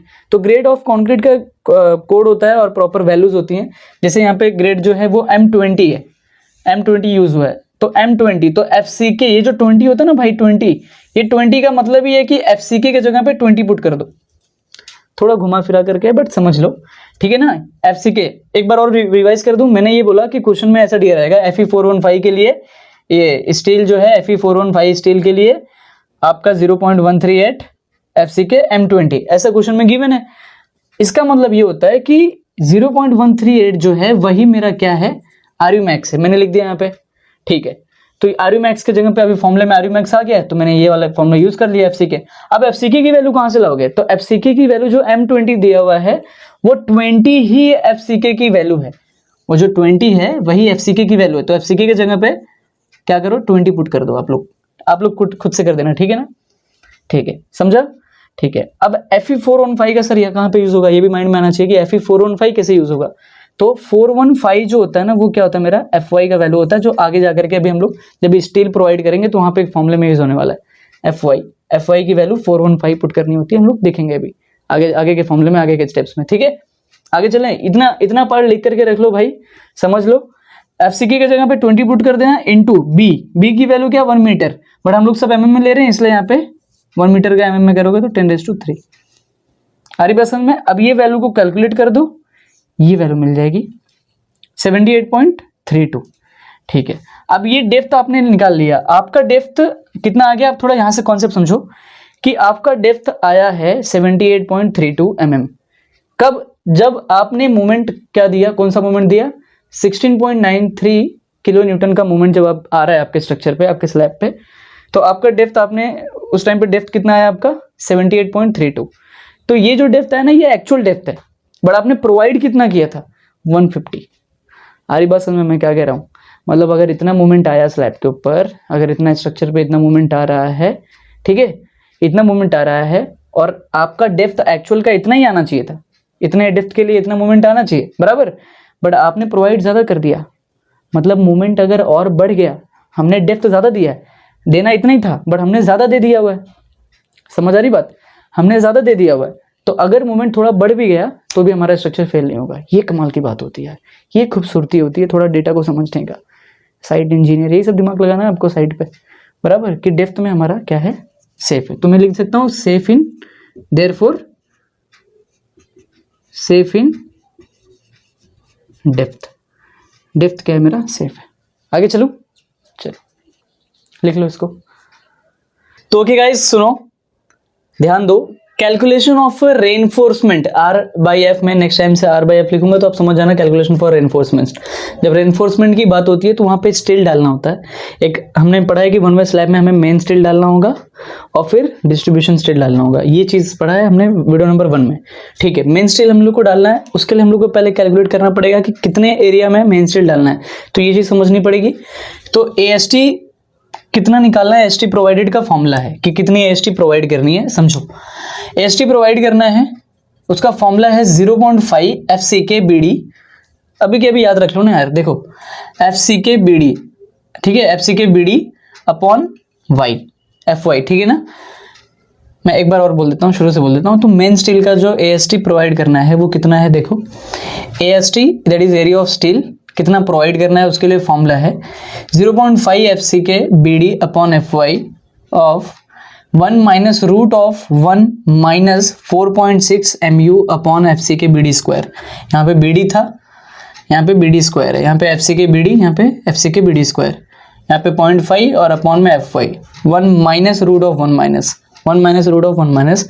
प्रैक्टिस कर लो। ये फॉर्मूला जो है गाइस बहुत ही ज़्यादा रिस्पेक्टेड फॉर्मूला है, रिस्पेक्टेड फॉर्मूला। अगर आप एज ए साइट इंजीनियर अगर आप जॉब कर रहे हो मान लो, और जॉब करने के टाइम पे आपके अपने सीनियर के सामने कितना स्टील मेन स्टील कितना प्रोवाइड करना है आपने फटाफट से चेक कर लिया है फॉर्मूला डाल करके कैलकुलेटर में जूम करके, एक बार याद हो गया ना तो आपके उंगलियों पे आ जाएगा, उंगलियों पे आ जाएगा, मैं बता रहा हूँ उंगलियों पे आ जाएगा।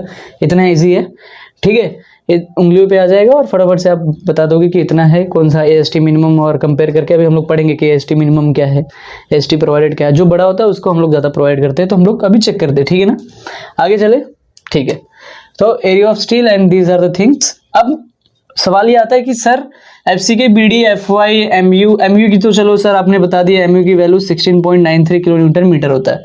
MU की वैल्यू पता है, बाकी B और B की वैल्यू चलो आपने सर बताया B 1000 लेना है, मतलब 1 मीटर ना, 1 मीटर तो 1000 mm में लेना है, बराबर mm में कन्वर्ट कर रहे हैं, ठीक है ना, ठीक है। उसके बाद आप देखो कैसे ये FCK और FY की वैल्यू कहाँ से निकाले, ये सवाल आता है। ये आपको क्वेश्चन में गिवन है Fe415, इसका यूज करना सीखो। Fe415 के लिए बराबर कोड ये स्टील है Fe415, उसमें दिया हुआ RU मैक्स की वैल्यू 0.138 FCK, ठीक है ना, ठीक है। तो यहाँ पे 0.138 तो वहाँ पे RU मैक्स की वैल्यू, ये पूरी की पूरी RU मैक्स की वैल्यू बन जाती है। तो वहाँ पे RU मैक्स की वैल्यू यूज हुई थी, जब RU मैक्स रहेगा फॉर्मूले में तभी पूरा का पूरा यूज होगा। बट अभी के लिए मुझे FCK और FY चाहिए, तो उसके लिए मैंने दिमाग लगाया कि 415 मेरा स्टील का कोड है, तो FY यील्ड स्ट्रेस, तो मैं 415 मैंने यहाँ पे लिख दिया। मैं थोड़ा यहाँ से लेता हूँ क्योंकि बहुत कुछ लिखना है इसमें। तो 415 ये मेरी FY की वैल्यू बन गई यहाँ से, ठीक है। अब उसके बाद FCK की वैल्यू यहाँ पे कोड दिया हुआ है M20, ग्रेड ऑफ कॉन्क्रीट में M20 बोला, तो 20 FCK की जगह पे क्या पुट कर दिया, FCK की जगह पे क्या पुट कर दिया 20। B की वैल्यू मुझे पता है 1000 लेनी है, 1 metre of width of strip लिया था हमने, अज्यूम किया था। D की वैल्यू, अब D की वैल्यू कैसे चूज करोगे, मैंने बताया था कि D आपने इस मोमेंट के लिए D हमारा कितना आया था 78.62 ऐसा कुछ आया था अभी कुछ देर पहले, इसके पहले ही आपने देखा, विच इज लेस देन किससे, जो D रिक्वायर्ड, जो हमने जो प्रोवाइड किया था कितना 150 D रिक्वायर्ड, याद रहेगा ना D रिक्वायर्ड, तो जो बड़ा है उसको लेना है, तो 150 लेना है यहाँ पे, ठीक है ना, पक्का। देखो ये चीज़ आपको तब समझी होगी दोस्त जब आपने पूरा का पूरा नोटबुक पूरा नोट्स बनाते चल रहे हो, वीडियो को रोक रहे हो नोट्स बनाते जा रहे हो, वीडियो को रोक रहे हो नोट्स बनाते जा रहे हो, समझ रहे हो, ऑब्जर्व कर रहे हो, दिमाग लगा रहे हो, क्योंकि हर चीज़ तो बता रहा हूँ यार, हर चीज़ बता रहा हूँ और हर एक चीज़ तो आ जानी चाहिए, मुझे ऐसा लगता है कि आ जानी चाहिए अब आपको स्लैब आ जाना चाहिए, ठीक है ना।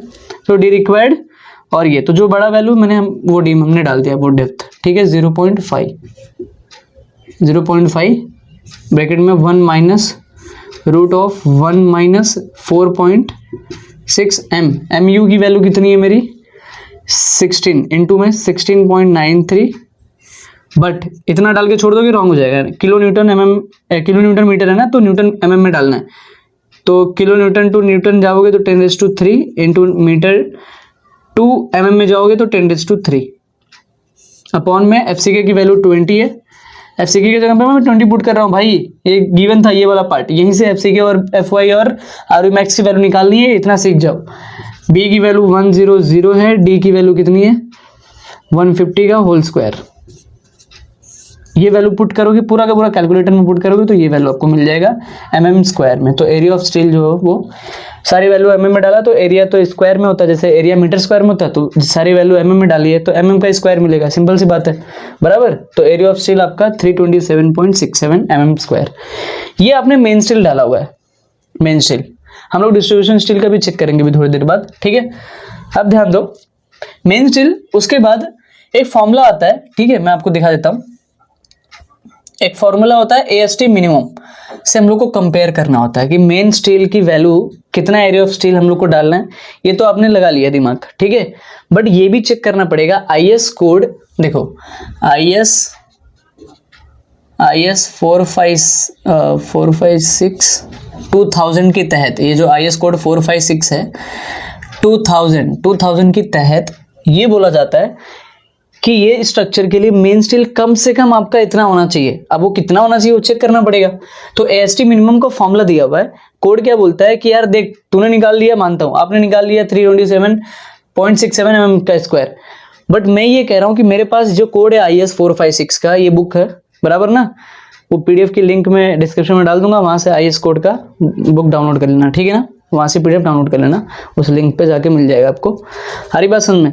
तो मुझे ये बताना है आपको बेसिकली कि कोड ये बोल रहा है कि जब भी मेंस्ट्रुअल डालोगे तो कम से कम इतना डालो, इस फॉर्मूले से कम से कम इतना डालो, आपका जितना है वो कंपेयर कर लो। तो मिनिमम निकाल लो, AST मिनिमम, उसका फॉर्मूला है 0.12%। देखो यहाँ पे परसेंट है, 0.12% B और D, ये फॉर्मूला है, दिस इज द फॉर्मूला भाई, याद रखना, ठीक है। ये फॉर्मूला है, ये फॉर्मूला है, ठीक है। इसका यूज कैसे करता है ये मैंने बता दिया। अब 0.12%, तो 0.12 डिवाइड बाय 100 कर दो परसेंटेज के लिए। बी की वैल्यू कितना ले रहे हो आप बार बार, 1000। कैपिटल डी है भाई, कैपिटल डी कितना डाला था, 175 था ना आपका, 175 mm था capital D, depth of slab, ठीक है ना।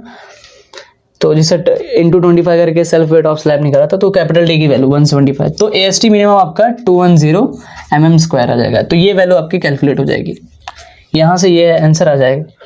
तो AST मिनिमम कोड के अनुसार, IS कोड के अनुसार AST मिनिमम आपका 210 mm स्क्वायर होना चाहिए, 210 mm का होल स्क्वायर होना चाहिए, इतना AST आपको प्रोवाइड करना है।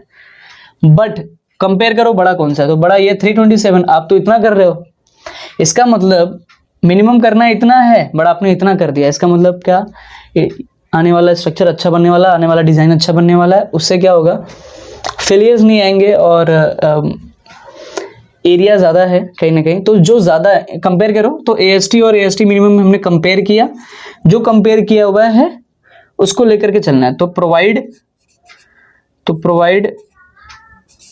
AST, ये जो AST है, AST ये वाला हम लोग को प्रोवाइड करना है, दैट इज 327.67 mm का whole square at the diameter of, हम लोग को डायमीटर मतलब डायमीटर लेना है, डाय लेना है, 10 ले लेना है, स्क्रीनशॉट ले लो, मैं तो बोल रहा हूँ, लिखोगे आप, लिख करके समझोगे तभी जाकर समझेगा। ये वाला जो पार्ट है, ये वाला पार्ट एग्जाम में नहीं लिखना, ये तो मैंने नॉलेज के लिए बताया कि मैंने यूज़ कैसे किया हुआ, तो आपको लिख लो, आपको डायरेक्टली ये लिखना है, फिर उसके बाद आपको आता है तो ये सीधा लिखो, ये लिखो, फिर ये लिखो, सीधा न्यूमेरिकल। ऐसे RU मैथ्स वाला जो पार्ट मैंने बताया था वो भी एग्जाम में नहीं लिखना, वो नॉलेज था, नोट वाला पार्ट था, तो एग्जाम के लिए नहीं है, बट वो कॉन्सेप्ट है, अगर नहीं बताऊंगा तो आएगा नहीं, बराबर ना, तो ब्लरिश हो जाएगा, फिर आप भी वीडियो छोड़ के चले जाओगे, और वो मैं नहीं चाहता। आई होप आपको वीडियो पसंद आ रहा है। अब तक वीडियो थोड़ा और लंबा होने वाला है दोस्त, बने रहो वीडियो में, पूरा का पूरा स्लैब सीखो, रिटर्निंग वॉल भी लेके आऊँगा आपके लिए, टेंशन नहीं लेना। मुझे सिर्फ कमेंट में बताओ आपको क्या क्या चाहिए, और अपने कॉलेज के ग्रुप में शेयर करो, काफ़ी मेहनत कर रहा हूँ, ठीक है। आगे चलते। तो क्या गाइस ध्यान दो, area of bars is equal to π/4 into diameter, diameter को मैं 5 दिखा रहा हूँ, ठीक है ना, डायमीटर का स्क्वायर। तो और अगर आप गूगल पे सर्च करोगे तो एरिया ऑफ बार क्या आ जाएगा, π/4 d स्क्वायर। तो बेसिकली d नहीं लिखा मैंने, मैं यहाँ पे 5 लिख रहा हूँ।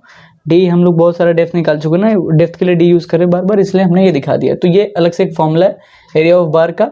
डायमीटर में यूज़ करना है 8 से लेकर के 20 तक के, 8, 10, 12, ये सारे डायमीटर देख लो, ये सारे जनरल डायमीटर है, यूज़ होते हैं 8, 10, 12, 16, 20, और C/C करके ये सिंबल यूज होने वाला है, सेंटर टू सेंटर। अब कंटिन्यू करते हैं, ये तो नॉलेज वाली बात थी, साइड में लिख लेना, यहाँ से फिर से हमको कंटिन्यू करना आप। तो हमने जो प्रोवाइडेड AST हमारा कितना है, 327.67 mm का स्क्वायर, हम 10 mm का डायमीटर यूज कर रहे हैं। स्पेसिंग का फॉर्मूला है, स्पेसिंग का फॉर्मूला क्या है, area of one bar into 1000 upon total area, area of one bar upon total area into 1000 क्यों, ये 1 मीटर है, याद है 1 मीटर विड्थ ऑफ स्ट्रिप ले रहे हैं ना हम लोग, 1 मीटर का कंसीडर कर रहे हैं, इसलिए इंटू 1000, ठीक है ना, ये फॉर्मूला याद रखना।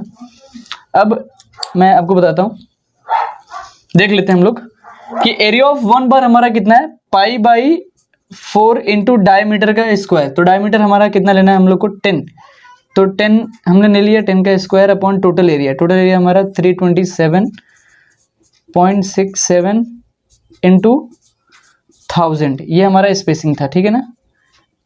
स्पेसिंग बेसिकली कौन सी स्पेसिंग मैं आपको बता देता हूँ। हम लोग जब ये स्टील प्रोवाइड करेंगे उतने एरिया के लिए, तो हम लोग को स्टील कितने जगह पे रखना है, मतलब एक स्टील यहाँ पे रखा, फिर दूसरा यहाँ पे रखना है कि यहाँ पे रखना है, फिर दूसरा यहाँ पे रखना है कि यहाँ पे रखना है। तो ये बीच का जो स्पेसिंग है ना, इसके बीच का स्पेसिंग, ये वाला जो गैप होगा, एक स्टील से दूसरे स्टील के जो बीच का गैप होगा ना, वो गैप को हम लोग फाइंड आउट कर रहे हैं, इस स्पेसिंग को, ठीक है ना। तो बेसिकली स्पेसिंग का मीनिंग यही है, स्पेसिंग बिटवीन द बार। अब यहाँ पे समझो तो हम लोग को एग्जैक्ट वैल्यू हम लोग को कितना जाएगा, 239.6 mm। इसको कैलकुलेट करोगे तो 239.6 mm आ जाएगा। बट विल प्रोवाइड स्पेसिंग कितना प्रोवाइड करेंगे, अप्रोक्सीमेट टू 225 mm। ऐसा सर क्यों, राउंड ऑफ में देखो, राउंड ऑफ किया मैंने, कैसे राउंड ऑफ किया, मल्टीपल ऑफ 5। बट सर आप राउंड ऑफ हमेशा ज़्यादा करते हो, इस बार कम क्यों किया, समझो कॉन्सेप्ट को। हमेशा याद रखो कि स्पेसिंग का जो राउंड ऑफ होता है गाइस, स्पेसिंग का जो राउंड ऑफ होगा वो हमेशा लोअर वैल्यू पे होगा, लोअर वैल्यू की तरफ होगा।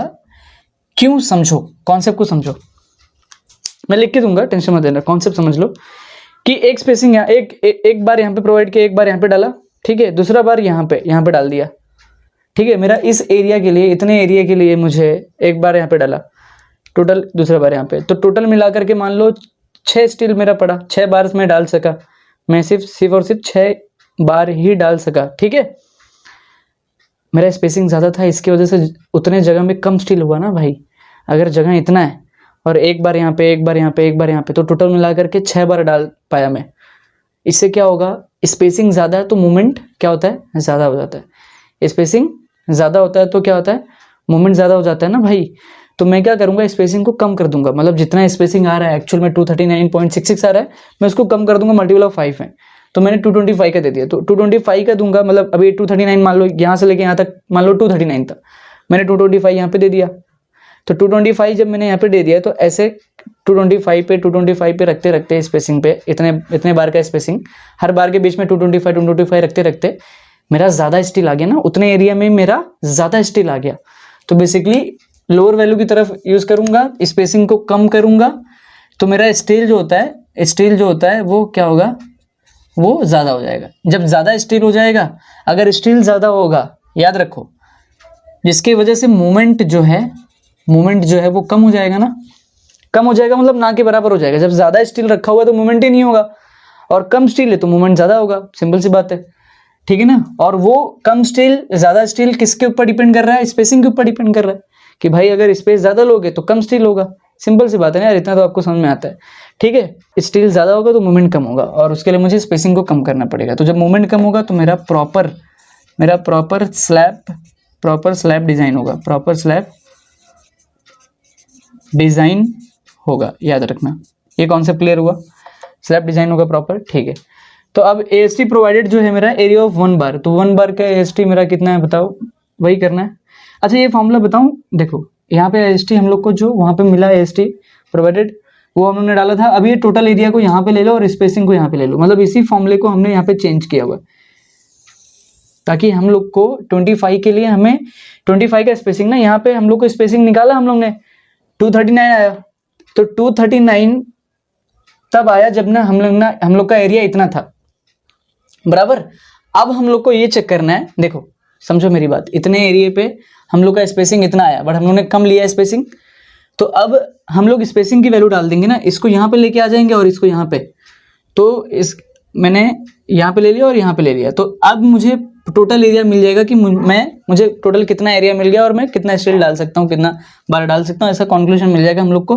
देखो इससे ज़्यादा वैल्यू मिलने वाली मेरे को इतना पता है, तो एरिया ऑफ 1 बार तो वही रहेगा π/4, समझा ना ये बात, इसी फॉर्मूले से चेंज किया हुआ है, इस चीज़ को यहाँ पे और इसको यहाँ पे, ठीक है। तो π/4 d का स्क्वायर, तो d मतलब कि हमारा डायमीटर दैट इज 10 का स्क्वायर अपॉन स्पेसिंग हमारी कितनी है 225, ठीक है ना। ये स्पेसिंग की वैल्यू यहाँ पे हमने पुट कर दी इनटू 1000, तो ये हमें मिल गया 349.06। जो ज़्यादा है उसको आगे लेके चलना है, ये ज़्यादा है तो इसको हम लोग को आगे कंटिन्यू करना है, ये वाले AST को, ठीक है ना, पक्का।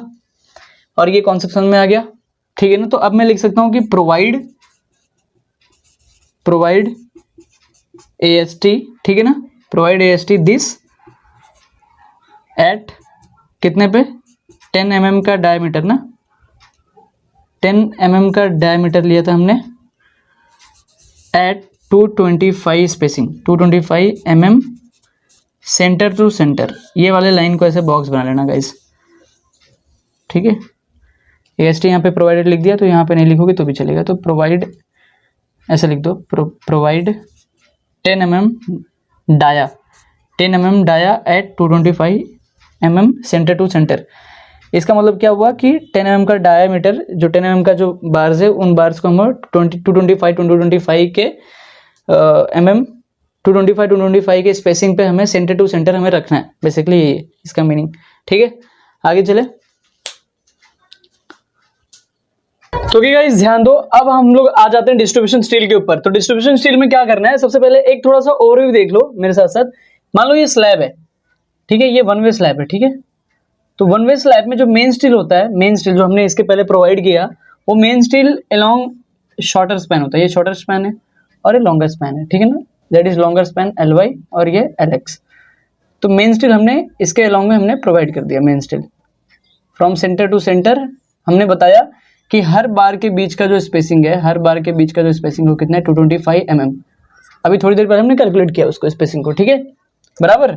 और हमने हर बार का जो डायमीटर यूज किया है वहां पे 10 mm का डायमीटर यूज किया हुआ है, ठीक है, 10 mm का diameter from centre to centre हमने किया हुआ है।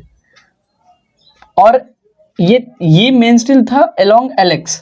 अब अलोंग LY भी हमें क्या करना होता है, अलोंग LY क्या करना होता है, हमें डिस्ट्रीब्यूशन स्टील डालना होता है। क्यों, ऐसा क्यों सर? मैंने हालांकि वीडियो नंबर 1 में बताया हुआ है, पर मैं आपको बता देता हूँ कि अब अगर आपने मेन स्टील डाल के छोड़ दिया, आपने कॉन्क्रीट पोर किया, तो वो हिल जाएगा, बार्स क्या हो जाएंगे, हिल जाएंगे, मूवमेंट हो जाएगा, स्लैब डिजाइन नहीं कर पाओगे आप, क्योंकि बराबर आ रही बात समझ में, क्योंकि यहाँ पे लोड एक ही साइड आ रहा है ना। ओके, अब ध्यान दो, अगर मैंने मेन डिस्ट्रीब्यूशन स्टील डाल दिया, डिस्ट्रीब्यूशन स्टील मैंने ऐसे डालूंगा, मैं अलोंग LY ऐसे डाल दिया मैंने, ऐसे डाल दिया, ऐसे डिस्ट्रीब्यूशन स्टील डाल दिया मैंने, तो अब ये जाली बन गई, जाली बन गई। अब कॉन्क्रीट पोर करूंगा तो मेरा प्रॉपर स्लैब डिजाइन हो जाएगा। पर मुझे बताना पड़ेगा ना कि ये जो स्टील है इसका AST कितना है, ठीक है, ये बताना पड़ेगा। उसके बाद ये कितने डायमीटर का स्टील है, बराबर, कितने डायमीटर का बार्स है, ये सब हरी बस में, बार मतलब स्टील भाई, ठीक है ना, वो स्टील, ये बताना पड़ेगा। और इनके बीच का जो स्पेसिंग है, यहाँ पे कितना स्पेसिंग आप रखने वाले हो, ये भी बताना पड़ेगा ना दोस्त। तो ये सारी बातें करने वाले हैं इस वीडियो में हम लोग। चलो ये सारी बातें करने वाले हैं आगे, अभी चलो कर लेते फटाफट से सब बातें। फॉर्मूला ये रहेगा डिस्ट्रीब्यूशन स्टील के लिए AST जो प्रोवाइड करोगे उसका फॉर्मूला AST मिनिमम वहाँ पर जो यूज़ किया था वही वाला फॉर्मूला रहेगा, कोड का फॉर्मूला। तो 0.12/100 into B, that is B मेरा 1 मीटर विड्थ ऑफ स्ट्रिप है, तो mm में डालोगे तो 1000 mm हो जाएगा, इंटू D मतलब कितना मेरा 175। इसको कैलकुलेट करोगे तो कितना जाएगा 210 mm का होल स्क्वायर, बराबर। तो ये मेरा AST D हो जाएगा, डिस्ट्रीब्यूशन स्टील के लिए AST हो जाएगा। अब मुझे स्पेसिंग, अब मेरे को AST मिल गया तो अब मुझे स्पेसिंग निकालना पड़ेगा। स्पेसिंग में देखो, जो डायमीटर आपने 10 डायमीटर लिया ना तो उससे 2 कम ले लो। अगर आपने 12 डायमीटर लिया होता, मेन स्टील का अगर डायमीटर आपने 12 लिया होता, 12 mm का डायमीटर, तो वहाँ पे 10 mm का डायमीटर ले लो डिस्ट्रीब्यूशन स्टील का, 2-4 mm कम कर लो डिस्ट्रीब्यूशन स्टील का। ऐसे अज्यूम करके चलना, तो जाकर के प्रॉपर स्लैब डिजाइन होगा आपका, ठीक है। तो दिस इज अज्यूम कि मैंने 8 mm का डायमीटर यूज कर रहा हूँ मैं स्पेसिंग निकालने के लिए, ठीक है ना, ठीक है। अब मुझे स्पेसिंग निकालना है, तो area of 1 bar upon total area, वही फॉर्मूला स्पेसिंग का, π/4 D मेरा 8 mm मैंने लिया हुआ है डिस्ट्रीब्यूशन स्टील के, जो डिस्ट्रीब्यूशन स्टील है उसका 8 mm का डायमीटर लिया हुआ है हमने बार, π/4 D² अपॉन AST D मुझे क्या था 210, तो कितना आ गया 239.06 आ जाएगा कैलकुलेट करने पे। पर मैंने बताया था कि स्पेसिंग को लेफ्ट साइड मतलब क्या, टूवर्ड्स लोअर वैल्यू की तरफ क्या करो, उसको राउंड ऑफ करो मल्टीपल ऑफ 5 में, तो 225 का स्पेसिंग रखेंगे हम लोग, 225 का स्पेसिंग रखेंगे। अगर 239 का रखूंगा तो मान लो 5 ही स्टील आ पाएगा, 5 बार आ पाएगा। बट अगर मैंने 225 का रखा तो मान लो 7 बार से आ गया, 8 बार आ गया, तो उसे स्लैब और ज़्यादा अच्छा डिज़ाइन कर रहा है, क्योंकि मूवमेंट नहीं होगा। इसका मतलब क्या हुआ, ज़्यादा स्टील लग गया तो मूवमेंट नहीं होगा तो प्रॉपर स्लैब डिज़ाइन होता है। तो मैंने बता दिया हुआ आपको, ठीक है, ये बात आ गई है, यहाँ तक समझ में आ गया। तो अब मैंने इसके डिस्ट्रीब्यूशन स्टील के बारे में मैं लिख सकता हूँ ये बात ब्रैकेट में, इसको ऐसे ही लिखना है एग्जाम में, 1 मार्क्स भी नहीं कटेगा, सब बता रहा हूँ, प्रॉपर मार्क्स मिलेगा। तो प्रोवाइड 8 mm डायमीटर, 8 mm का diameter at 225 mm centre to centre. 8 mm का डायमीटर ले लो, 225 के स्पेसिंग पे क्या करो, उस सेंटर टू सेंटर को, उसको सेंटर टू सेंटर क्या कर दो, उसको फैला दो, प्रॉपर प्रोवाइड कर दो स्टील को। डिस्ट्रीब्यूशन स्टील को, ठीक है। ये होने के बाद मुझे शेयर के लिए चेक करना पड़ेगा। आपने एक शेयर निकाला हुआ है, जब भी डेप्थ हम लोगों ने 175 लिया था, अगर आपको याद हो, तो वहाँ पे हम लोगों ने क्या निकाला था, 21.22 किलो न्यूटन के लिए हम लोगों ने शेयर निकाला था। तो वो शेयर मेरा सेफ है कि नहीं, मूवमेंट तो नहीं होगा, शेयर फोर्स तो नहीं होगा स्ट्रक्चर में, ऐसा वो सब चेक करना पड़ेगा। तो चेक फॉर शेयर के लिए मुझे ये फॉर्मूला मिला हुआ है, दिस इज माई फॉर्मूला। तो ये formula VUC is equal to K into tau UC. Tau UC मतलब टॉर्क, वही टाउ यूसी BD। अब इस फॉर्मूले में देखोगे तो D की वैल्यू आपको पता है, डी रिक्वायर्ड कितना था, 150 था। B की वैल्यू आपको पता है 1000, क्योंकि 1 metre width of strip, slab का 1 मीटर विड्थ ऑफ स्ट्रिप ले रहे हो, फिर बाकी के टोटल 3 मीटर था, वो कर लोगे तो 1 का मिल गया तो बाकी का 3 का मिल जाएगा, बराबर ना। तो तीनों के लिए 1 के लिए सेम रहेगा, तो ऐड कर दोगे तो काम हो जाएगा अपना, ठीक है। K की वैल्यू मुझे पता है कि जब भी मैं 1 वे स्लैब रहेगा, मेरा स्लैब जब भी 1 वे रहेगा, 1 वे स्लैब में मुझे K की वैल्यू क्या करना है, 1.3 लेना है, फिक्स, याद रखो, इसको याद रखो, ठीक है ना। और K वैसे क्या होता है, कोएफिशिएंट फैक्टर है, it is a coefficient factor which is depend upon slab का डेप्थ, स्लैब के डेप्थ के ऊपर डिपेंड करता है। आ रही पसंद में, तो K की वैल्यू 1.3, K की वैल्यू मिल गई। चलो अब टाउ यूसी निकालना है, तो tau UC is the only one जिसको निकालना है। तो इसको निकालने के लिए 2 तरीके हैं। पहला दैट इज PT परसेंटेज निकाल लो। PT परसेंटेज मतलब परसेंटेज ऑफ स्टील। उसके बाद FCK that is grade of concrete. 2 तरीके हैं। तो PT परसेंटेज का फॉर्मूला भी आगे आएगा, चल के कर लेते हैं, फटाफट से नोट्स बना लो, लिख लो प्रॉपर, आगे चलते हैं। तो क्या गाइस ध्यान दो, PT परसेंटेज निकालने के लिए फॉर्मूला है डायरेक्टली, देखो अगर आप अब तक वीडियो में बने हुए हो गाइस, तो मैं ये समझ सकता हूँ, मैं अज्यूम कर सकता हूँ कि आप पढ़ाई में ध्यान दे रहे हो, आपने सारा नोट्स बना लिया, आप क्वेश्चन को, जो भी चीज़ें मैं अभी कंपेयर करने वाला हूँ, जो भी अब तक मैंने बोला, वो सारी चीज़ों को रिवाइज करो। आपने वीडियो नंबर 1 से आप देखते आ रहे हो, तभी आपको चीज़ें समझ में आएंगी। और इस वीडियो में हम लोग स्लैब 1 तक जाएंगे, स्लैब 1 कर लेते हैं, उसके बाद नेक्स्ट वीडियो में स्लैब 2 कर लेंगे, ठीक है। उसके बाद फिर रिटेनिंग वॉल्स, फिर वाटर टैंक पे चले जाएंगे, फिर प्री स्ट्रेट कॉन्क्रीट पे चले जाएंगे। वीडियो फास्ट आएगी, don't worry, don't take tension, मैं फास्ट काम करूँगा, ज़्यादा काम करूँगा, ठीक है। PT परसेंटेज निकालना है। आप PT परसेंटेज के लिए देखो, एक चीज़ और आपको समझ में आ रही होगी कि इसमें फॉर्मूला ज़्यादा है, बट स्टेप इजी है ना। क्या अज्यूम करना है, ये याद रख लो। IS कोड कहाँ पे यूज़ करना है, इंटरपोलेशन क्या होता है, कौन सी चीज़ किसके साथ कंपेयर करना है, डायमीटर क्या यूज़ करना है, ये सारी बातें पता लग गई। K क्या होता है, ये सारी चीज़ें पता लग गई, फॉर्मूला याद रहा, स्टेप बाय स्टेप यूज़ करने थे। पहले हम लोग ने क्या निकाला था, L इफेक्टिव, फिर D रिक्वायर्ड, फिर डेप्थ, फिर सेल्फ वेट निकाल लिया, बराबर। सेल्फ वेट निकालने के बाद हमने क्या निकाल लिया, फिर AST पे चले गए हम लोग, फिर AST मिनिमम कंपेयर किया, बराबर। सेल्फ वेट के बाद हम लोगों ने मूवमेंट निकाला था, शेयर फोर्स और फिर बेंडिंग मूवमेंट, फिर उसके लिए हम लोगों ने AST और AST के बाद फिर AST मिनिमम निकाला, फिर डिस्ट्रीब्यूशन स्टील के लिए किया, फिर बराबर PT परसेंटेज हम लोग टाउ यूसी निकाल रहे हैं। आ रही बात समझ में चीज़ें, तो चले आगे। PT परसेंटेज का फॉर्मूला है AST provided into 100 upon BD। तो AST प्रोवाइडेड जो हमारा था वो मेन स्टील के हमें लेके चलना है, मेन स्टील वाला AST। तो मेन स्टील का AST जो था 349.06, जो बड़ा वाला था। एक AST आपने फॉर्मूला से निकाला था और एक आपने स्पेसिंग, जब स्पेसिंग आपने 225 निकाला था। टोटल एरिया इधर घुमाया, स्पेसिंग को इधर लेके गए थे। Area of 1 bar upon spacing into 1000, 1 metre width of strip ना, तो उसके लिए जो टोटल एरिया आया था वो था ये AST प्रोडक्ट 349.06 इंटू ये 100। B आपको पता है, B कितना है, 1000, that is 1 metre width of strip. D आपको पता है, D कितना बताओ मेरा, D दैट इज मेरा 150 है।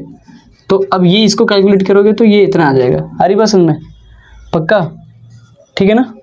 चलो अब PT परसेंटेज मेरा 0.23% आ गया।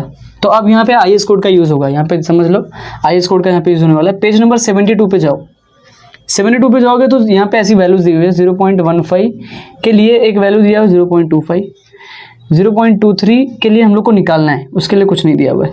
0.5 के लिए 0.36 दिया हुआ है।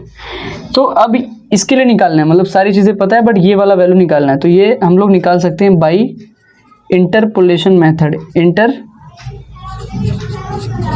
मेथड, ठीक है, या फिर टेक्निक बोल दो, ठीक है ना। टेक्निक क्या यूज होता है, कैसे निकालते हैं, देखो समझो थोड़ा। टाउ यूसी सबसे पहला स्टेप देखो, राइट हैंड साइड पे जाओ। ये लेफ्ट हैंड साइड ले लो, ये राइट हैंड साइड, एक ही बार में याद हो जाएगा, बहुत इजी है। राइट हैंड साइड में 0.36, राइट हैंड साइड में जाओ नीचे से ऊपर की तरफ, तो 0.36 बड़ा है माइनस 0.25, तो 0.36 माइनस 0.25, राइट हैंड साइड में गया, नीचे से ऊपर की तरफ गया 0.36 माइनस 0.25, ये मेरा रहेगा न्यूमरेटर में। कहाँ पे रहेगा? न्यूमरेटर में। राइट हैंड साइड वाला जो रहेगा न्यूमरेटर में, राइट हैंड साइड नीचे से ऊपर न्यूमरेटर। इतना समझा? इतना समझ में आने के बाद अब मैं लेफ्ट हैंड साइड जाऊंगा, नीचे से ऊपर, तो डिनोमिनेटर में रहेगा, दैट इज 0.25 माइनस 0.15। इतना होने के बाद मुझे किसके लिए वैल्यू निकालना है? 0.23 के लिए। तो 0.23 माइनस 0.15, 0.23 ये टेक्निक है इंटरपोलेशन का, माइनस 0.15 ये हो गया। ठीक है, अब राइट हैंड साइड पे चले आ जाओ, यहाँ पे चेक करो, ये वाली जो वैल्यू है, ये वाली वैल्यू से नीचे में कंपेयर करो, तो ये वाली वैल्यू 0.25 छोटी है, नीचे से देखो ऊपर से नीचे की तरफ जा रहा है तो 0.36 बड़ी वैल्यू है ना, तो 0.25 इसको यहाँ पे लिख लो। अब चेक करो कि ये वैल्यू नीचे से, जब मैं ऊपर से नीचे जा रहा हूँ तो नीचे वैल्यू बढ़ रही है तो प्लस डाल दो।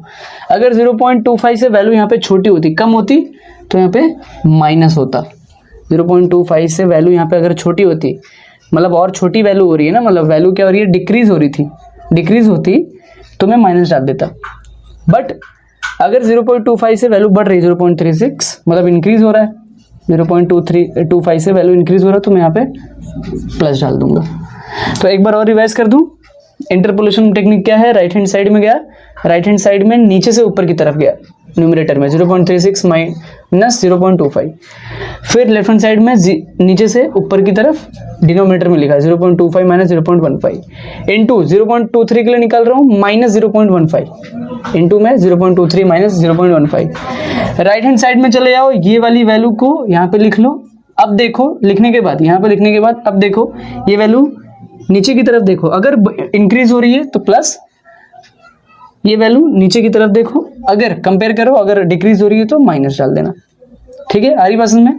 अब इसको कैलकुलेट करोगे, एज इट इज कैल्सियम में डाल दो तो 0.34 न्यूटन mm स्क्वायर में आ जाएगा। अब ये फॉर्मूला जो है टाउ यूसी की जो वैल्यू है, ये फॉर्मूले में पुट कर दो, तो के की वैल्यू तो 1.3 थी, टाउ यूसी की वैल्यू 0.34 और इंटू बी की वैल्यू 1000 इंटू डी की वैल्यू कितनी है?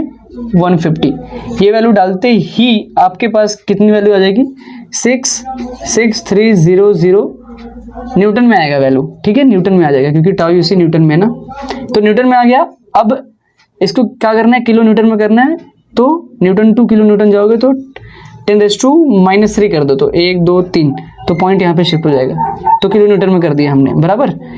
अब ये वैल्यू को कंपेयर करो, ये VUC आपने जो शेयर निकाला हुआ है, ये शेयर को कंपेयर करो कंक्रीट के लिए, और डेप्थ में आपने जितना आपका जो शेयर आया था स्लैब का, पहले हम लोगों ने जब निकाला था फॉर्मूले से WL/2 से, आपको याद रहेगा, तो 21.22 किलो न्यूटन, ये छोटा हो गया और ये बड़ा हो गया। आ रही बात समझ में? इसका कंक्लूजन ये होता है कि एक्चुअल शेयर इससे आ रहा था, पर हमने जितना भी डेप्थ, AST, स्पेसिंग, ये सब जो भी हमने प्रोवाइड किया, जो भी अज्यूम किया, हमने इतने के लिए किया हुआ है कि अगर स्लैब पे इतना शेयर आया, स्लैब के ऊपर इतना शेयर आया, तो ये वो रेजिस्ट कर सकता है, इतने तक का शेयर क्या कर सकता है, इतने तक का फोर्स रेजिस्ट कर सकता है स्लैब। बट हमारा एक्चुअल में कितना है? इतना ही आ रहा है, बट हमने उससे ज़्यादा के लिए स्लैब को और बिल्डअप कर दिया। इतना रहा था, बट हमने बिल्डअप इतने के लिए कर दिया, इतने के लिए बिल्डअप कर दिया, मतलब मेरा स्लैब और अच्छा है, मतलब मेरा स्लैब शेयर के लिए बहुत ही ज़्यादा सेफ है। तो सेफ इन शेयर लिख दिया मैंने, safe in share. I hope notes बना लो, आगे चलते हैं, लेट्स गो। तो गाइस ध्यान दो, अब हम लोग को चेक फॉर डेवलपमेंट लेंथ करना है। गाइस मैं आपको बताता हूँ, बहुत सारा फॉर्मूला मानता हूँ, बट आपको लिस्ट बनाते जाना है, आपको काम करते जाना है, काम आसान हो जाएगा, टेंशन मतलब फॉर्मूला याद होना चाहिए, बाकी सारी चीज़ें ईजी है। आई होप आपको समझ में आ रहा है, मुझे कमेंट सेक्शन में बताओ अभी क्या भी। इसके बाद एक स्टेप और बचा हुआ, उसके बाद सम खत्म, स्लैब S1 खत्म, फिर S2 हम लोग नेक्स्ट वीडियो में डिजाइन कर लेंगे, ठीक है ना। और प्लीज़ वीडियो को शेयर करो अगर आपको पसंद आ रहा है कंटेंट। ध्यान दो, development length is less than equal to 1.3 MU/VU plus LO। MU movement और VU अपना शेयर होता है, तो ये MU हमारा जो हमने निकाला था, मूवमेंट निकाला था 16.93 किलो न्यूटन था, तो I think kilo Newton metre था ना, किलो न्यूटन मीटर था एग्जैक्टली। तो उसको 10 न्यूटन में करने के लिए 10⁻⁶ हो जाता है, आपको तो पता है। फिर U आपका किलो न्यूटन था, और एग्जैक्टली उसको न्यूटन में गया 10⁻³ से, 21.22 किलो न्यूटन था ना VU। तो 10⁻³ न्यूटन कर दिया। हम लोग यहाँ पे डायमीटर लेके चल रहे हैं 10 mm एज्यूम करके चल रहे हैं, याद रखो 10 mm का ही आप भी एज्यूम करो हर समय, कोई दिक्कत नहीं, ठीक है, ऐसे स्टेप्स के टाइप के समय। तो LO का जो रहता है हमारा दैट इज 12 × 5 मतलब डायमीटर, तो 12 × 10 कर दोगे तो 120 mm हमारा है। तो RHS को कैलकुलेट कर लेते हैं। अच्छा, ये चीज़ को देख करके ये पता लग रहा है कि मेरा डेवलपमेंट लेंथ कब सेव होगा, जब RHS जो है एक्चुअल में ग्रेटर देन होगा LHS से या फिर इक्वल हो, तो मेरा डेवलपमेंट लेंथ क्या रहेगा, सेफ रहेगा, मतलब सेफ इन डेवलपमेंट लेंथ रहेगा, ऐसा मैं बोल सकता हूँ। ये अगर ये इक्वेशन को सेटिस्फाई कर लिया तो कैलकुलेट करके देख लेते फटाफट से ना, फॉर्मूला में पुट कर दो यार। फिर 1.3 मैं RHS निकाल रहा हूँ, ठीक है, 1.3 MU मेरा कितना है 16.93 × 10⁻⁶ अपॉन में मेरा VU है, तो VU दैट इज 21.22 × 10⁻³ प्लस मेरा कितना है LO की वैल्यू मेरी है 120। इसको कैलकुलेट करोगे तो ये इतनी वैल्यू आ जाएगी, दैट इज़ 1157.18 mm, ठीक है, दैट इज़ 1157.18 mm। RHS की वैल्यू इतनी आ गई। अब LHS भी निकाल लेते हैं, तो LHS निकालने के लिए डेवलपमेंट, LHS मतलब डेवलपमेंट लेंथ, ये निकालने के लिए मेरे पास फॉर्मूला 0.87, फॉर्मूला याद करना होता है भाई, फॉर्मूला ज़्यादा है इसमें मानता हूँ, और एजम्पशन ज़्यादा है पर ज़रूरी है भाई, तभी तो जाके स्लैब डिज़ाइन होगा। तो 0.87 FY × 5 diameter, that is FY मतलब यील्ड स्ट्रेस मतलब बताया था ना FE 415, तो 415 is the value of FY, मैंने बताया था, सब कॉन्सेप्ट बताया है। टाउ BD का जो वैल्यू होता है for grade of concrete M20 के लिए, टाउ BD की वैल्यू जो हम एज्यूम करेंगे वो कोड में हमें दिया हुआ 1.2, ठीक है। तो सारी वैल्यूज को हम लोग कर लेते हैं। तो 0.87 × FY दैट इज 415 × डायमीटर हम लोग कितना ले रहे हैं, 10 ले रहे हैं, 10 mm, 4 × टाउ BD की वैल्यू 1.2 है। अब इस 1.2 की वैल्यू कोड में एक बात और लिखा हुआ, अगर आप वहाँ पे जाके पढ़ोगे तो वहाँ पे जाके ये भी बात लिखी कि इंक्रीज टाउ BD की वैल्यू इंक्रीज बाई 60%, कौन से स्टील के लिए, FE 415 के लिए और FE 500 के लिए। जब भी 415 और क्वेश्चन में 500 दिया जाएगा FE, तो टाउ BD की वैल्यू डेवलपमेंट लेंथ चेक करने के टाइम पे टाउ BD की वैल्यू इंक्रीज बाई 60% कर देना। आप 60% कैसे इंक्रीज करोगे, तरीका बताता हूँ। कोई भी वैल्यू x है, उस वैल्यू को अगर 60% से इंक्रीज करना है तो x × 60% करते हो आप, इसी को बोलते हैं ना x × 60% से इंक्रीज कर दिया उस x को।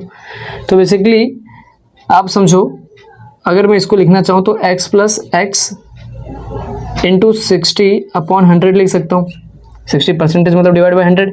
x को कॉमन ले सकता हूँ, तो x को कॉमन ले लिया तो 1/60/100। इसको कैलकुलेट करूँगा तो x ऑफ 1 प्लस ये 1 0 0 कैंसिल, तो 6/10 को क्या लिख सकता हूँ, 1.6 लिख सकता हूँ, सॉरी 0.6 लिख सकता हूँ ना भाई, 6/10 को क्या लिख सकता हूँ, 0.6 लिख सकता हूँ कि 10⁻1 को ऊपर लेके जाओ 10⁻−1 और 0.6, तो बेसिकली 6 × 10⁻−1 कितना हो जाएगा, 0.6 हो जाएगा। ये कैलकुलेट करके देख लेना, 1 + 0.6 आएगा, that is x of 1 + x कितना हो गया, 1 × 6 हो गया। तो किसी भी वैल्यू को अगर मुझे 60% से बढ़ाना है तो मैं उसमें क्या मल्टीप्लाई कर सकता हूँ, 1.6 मल्टीप्लाई कर सकता हूँ, तो मैं इसमें 1.6 मल्टीप्लाई कर सकता हूँ। तो 1.6 इज नथिंग बट कि मैंने कोड की बात मानी है, और कोड बोलता है कि टाउ BD भले इतना है बट आपको LD जब डेवलपमेंट लेंथ निकालोगे तो एटलीस्ट उसको बढ़ा के निकालो 60% से टाउ BD की वैल्यू पे। हरी बात में, तो इस वैल्यू को मुझे 60% से बढ़ाना था तो मैंने 1.6, अगर मुझे 70% बढ़ाना था तो 1.7 करता, 80% बढ़ाना था तो 1.8 करता, बराबर। और फिर उसके बाद मैं बोल सकता हूँ कि मुझे 50% बढ़ाना था तो 1.5 करता, मैं 40% के लिए 1.4। कैसे निकालते हैं ये कैलकुलेशन सिखा दिया है मैंने आपको, इस तरीके से निकालते हैं, बराबर। अब इस वैल्यू को कैलकुलेट करोगे कैल्शियम में डाल करके तो 470.11 mm आ जाएगा। अब यहाँ पे कंपेयर करो तो क्या मैं बोल सकता हूँ कि इस वैल्यू को देख करके मैं ये बोल सकता हूँ कि LD जो है वाकई में एक्चुअल में छोटा है, which is less than right hand side, that is ये, क्योंकि बहुत ज़्यादा डिफरेंस है, ये 470 mm है 0.11, ठीक है, 470.11 mm, ये 1157.18 mm, तो बहुत बड़ा हो गया ना, तो इट इज़ बिग। तो बेसिकली ये इक्वेशन सेटिस्फाई हो रहा है, तो 1.3 MU/VU + LO, तो ये सेटिस्फाई हो रहा है। इफ इट इज सेटिस्फाइड हम लोग बोल सकते हैं कि सेफ इन डेवलपमेंट लेंथ, तो डेवलपमेंट लेंथ में है। एक स्टेप और बचा है, चेक फॉर डिफ्लेक्शन। डिफ्लेक्शन के लिए चेक कर लेते हैं, उसके बाद हम लोग रेनफोर्समेंट का वो डायग्राम बना देंगे और आगे निकल जाएंगे। आज का वीडियो इसी पे खत्म हो जाएगा। वो डिफ्लेक्शन निकालने के बाद फिर आगे अब स्लैब 2 हम लोग, आप चाहो तो स्लैब 2 खुद से डिजाइन कर सकते हो, क्योंकि वहाँ पे डायमेंशन कितना है, वहाँ पे डायमेंशन ये 8 है और यहाँ पे 4 है। हम लोगों ने किसके लिए निकाला, 8 और 3 वाला निकाल लिया स्लैब S1। S2 में 8 और 4 है, सिर्फ इतना ही फर्क है, बाकी सब कुछ सेम रहेगा। आप निकाल लेना, अदरवाइज आप मुझे कमेंट में बताओ तो मैं वीडियो भी लेके आ जाऊँगा S2 के लिए। अदरवाइज अगर आप निकाल लेते तो मुझे बताओ कि सर हम कर लेंगे, तो मैं रिटेनिंग वॉल स्टार्ट कर देता हूँ। आप मुझे बताओ कॉमेंट में, आपको बताना पड़ेगा दोस्त। ठीक है, आपने यहाँ तक लिख लिया। अच्छा, ये सारी पार्ट नॉलेज के लिए साइड में लिख लेना, ये नॉलेज के लिए साइड में लिख लेना, ये लिख देना एग्जाम में, तो एग्जामिनर और खुश हो जाएगा और अच्छा मार्क्स देगा। ठीक है ना, मार्क्स कटने के चांसेस कम हो जाएंगे, पूरी तरीके से मार्क्स मिलेगा। यहाँ तक समझा, फटाफट से डिफ्लेक्शन खत्म कर देते हैं, वीडियो खत्म करते हैं फटाफट से। तो गाइस ध्यान दो, फाइनल स्टेप आ गया है, सम का स्लैब S1 खत्म दोस्त। अगर आपने अब तक सारे स्टेप बाय स्टेप जो भी मैंने बताया सब चीज़ों को ध्यान से सुना, सब कुछ कर लिया, तो आई होप आपको आ गया है। वीडियो को शेयर करो, आपको पसंद आता है तो। Check for deflection is the final step. देखो पेज नंबर, यहाँ पे भी IS कोड की जरूरत पड़ेगी, पेज नंबर 38 पे जाना है हम लोग को, अभी थोड़ी देर में जाएंगे, बट FS निकालना है हम लोग को। हम लोग को फॉर्मूला दिया हुआ है FS का, that is 0.58 FY AST required upon AST provided. AST required जो हम लोगों ने निकाला था, ठीक है, AST रिक्वायर्ड, फिर उसके बाद स्पेसिंग को चेंज करके जो AST प्रोवाइडेड हम लोगों ने किया था, स्पेसिंग को निकालने के बाद, तो AST रिक्वायर्ड हम लोगों ने निकाला था 327 आया था, AST रिक्वायर्ड 327.67, और AST प्रोवाइड हमने कितना किया था, ज़्यादा किया था 349, क्योंकि स्पेसिंग हम लोग ने 225 एज्यूम किया था, स्पेसिंग को कम किया, टोटल एरिया मेरा बढ़ गया। स्पेसिंग को कम करने से एरिया बढ़ गया ना, तो मेरा ज़्यादा स्टील लग गया था, तो ST प्रोवाइडेड 349.06 इंटू FY की वैल्यू मैंने आपको दिखाया बताया 415 होता है, इंटू 0.58 कैलकुलेट करोगे इसको तो इतना आ जाएगा 225.95। तो FS को क्या करो, राउंड ऑफ करो, FS को राउंड ऑफ कर दो हायर वैल्यू की तरफ 240, ठीक है, 240 की तरफ कर दो 240, तो मल्टीपल ऑफ 5 में 240 ले लिया मैंने। आप 230 ले लोगे तो भी चलेगा, 240 ले लिया, थोड़ा सा 250 ले लोगे तो भी चलेगा, कोई दिक्कत नहीं। ठीक है, अब आगे चले हम लोग, चलो आगे चलते हैं, बट हायर वैल्यू की तरफ करना है, लोअर नहीं, यहाँ पे स्पेसिंग नहीं निकल रहा। ठीक है, चलो आगे चलते हैं। अब यहाँ पे पेज नंबर 38 पे IS कोड के 456 IS 456 2000 में जाओगे तो पेज नंबर 38 पे आपको ऐसे डायग्राम दिखेगा। आपके पास अगर बुक है तो अभी कभी ओपन करके देख सकते हो वीडियो को पॉज करके, बट नहीं है तो समझो, ऐसा डायग्राम दिखेगा। उस बॉक्स में ये वाला एक्सिस, ये वाला जो एक्सिस है, ये साइड में आपको मॉडिफिकेशन फैक्टर्स की बहुत सारी वैल्यू होंगी, ऐसे मॉडिफिकेशन फैक्टर के ऐसे वैल्यू दिया रहेगा, ऐसे वैल्यूज दिया रहेगा।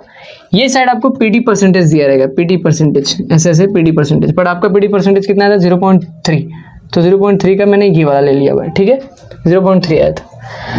यहाँ पे ऐसे बहुत सारे ऐसे लाइंस दिए रहेंगे, ऐसे ग्राफ दिया रहेगा, जो कर्व है, ये कर्व FS की वैल्यू बताता है कि FS 230, FS 240, FS 250, 260, ऐसे 280 ऐसे तक जाएगा।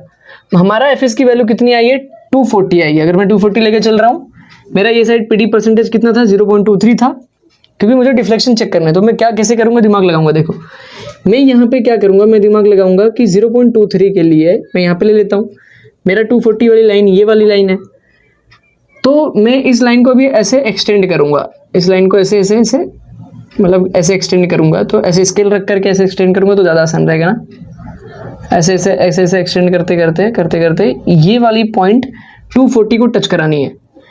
240 को जैसे ही 0.23 से मैं परसेंटेज ऑफ स्टील से जैसे ही मैं यहाँ पे ये लाइन को वर्टिकल ड्रॉ करूंगा, और जहाँ पे भी ये FS 240 को टच करेगा, वैसे ही एक हॉरिजॉन्टल लाइन ऐसे देख लो इसी के स्टेट में, तो आकर के अगर ये यहाँ पे टच हो रही है तो यहाँ पे एक मॉडिफिकेशन फैक्टर की एक वैल्यू होगी, तो वो वैल्यू मुझे मिलती है 1.6 मिलती है। कितनी मिलती है, 1.6। तो अब मैं मॉडिफिकेशन वैल्यू की कितना लूंगा, मॉडिफिकेशन फैक्टर 1.6 लूंगा।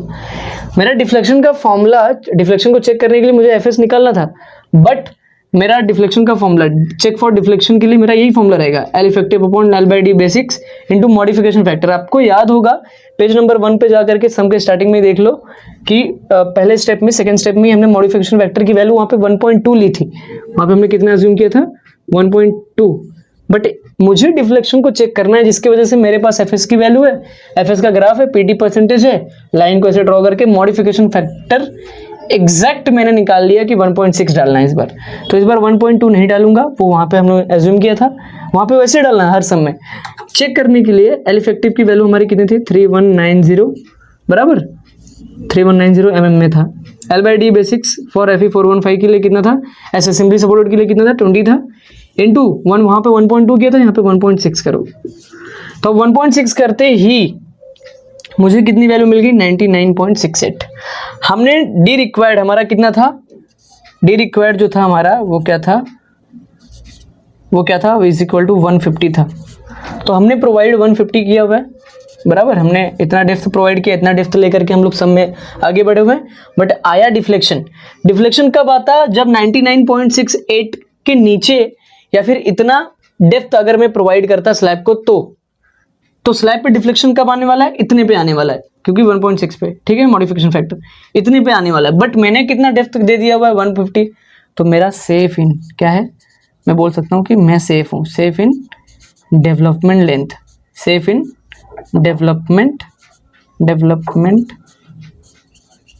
लेंथ में मैं सेव हूँ। इसको रेड पेन से लिख करके ऐसे बॉक्स कर लेना और ये कंक्लूजन लिख लेना, ठीक है ना, D deflection is less then D required, समझा पक्का। तो स्लैब S1 खत्म हो गया गाइस, S2 भी बहुत जल्दी आ जाएगा। मुझे बताओ कि रिटेनिंग वॉल पहले लूँ कि S2 लूँ, मुझे कमेंट में अभी कभी बताओ। आई होप आपको वीडियो पसंद आया होगा। मिलते हैं बहुत जल्द नेक्स्ट वीडियो में। Wish you all the very best for the exam.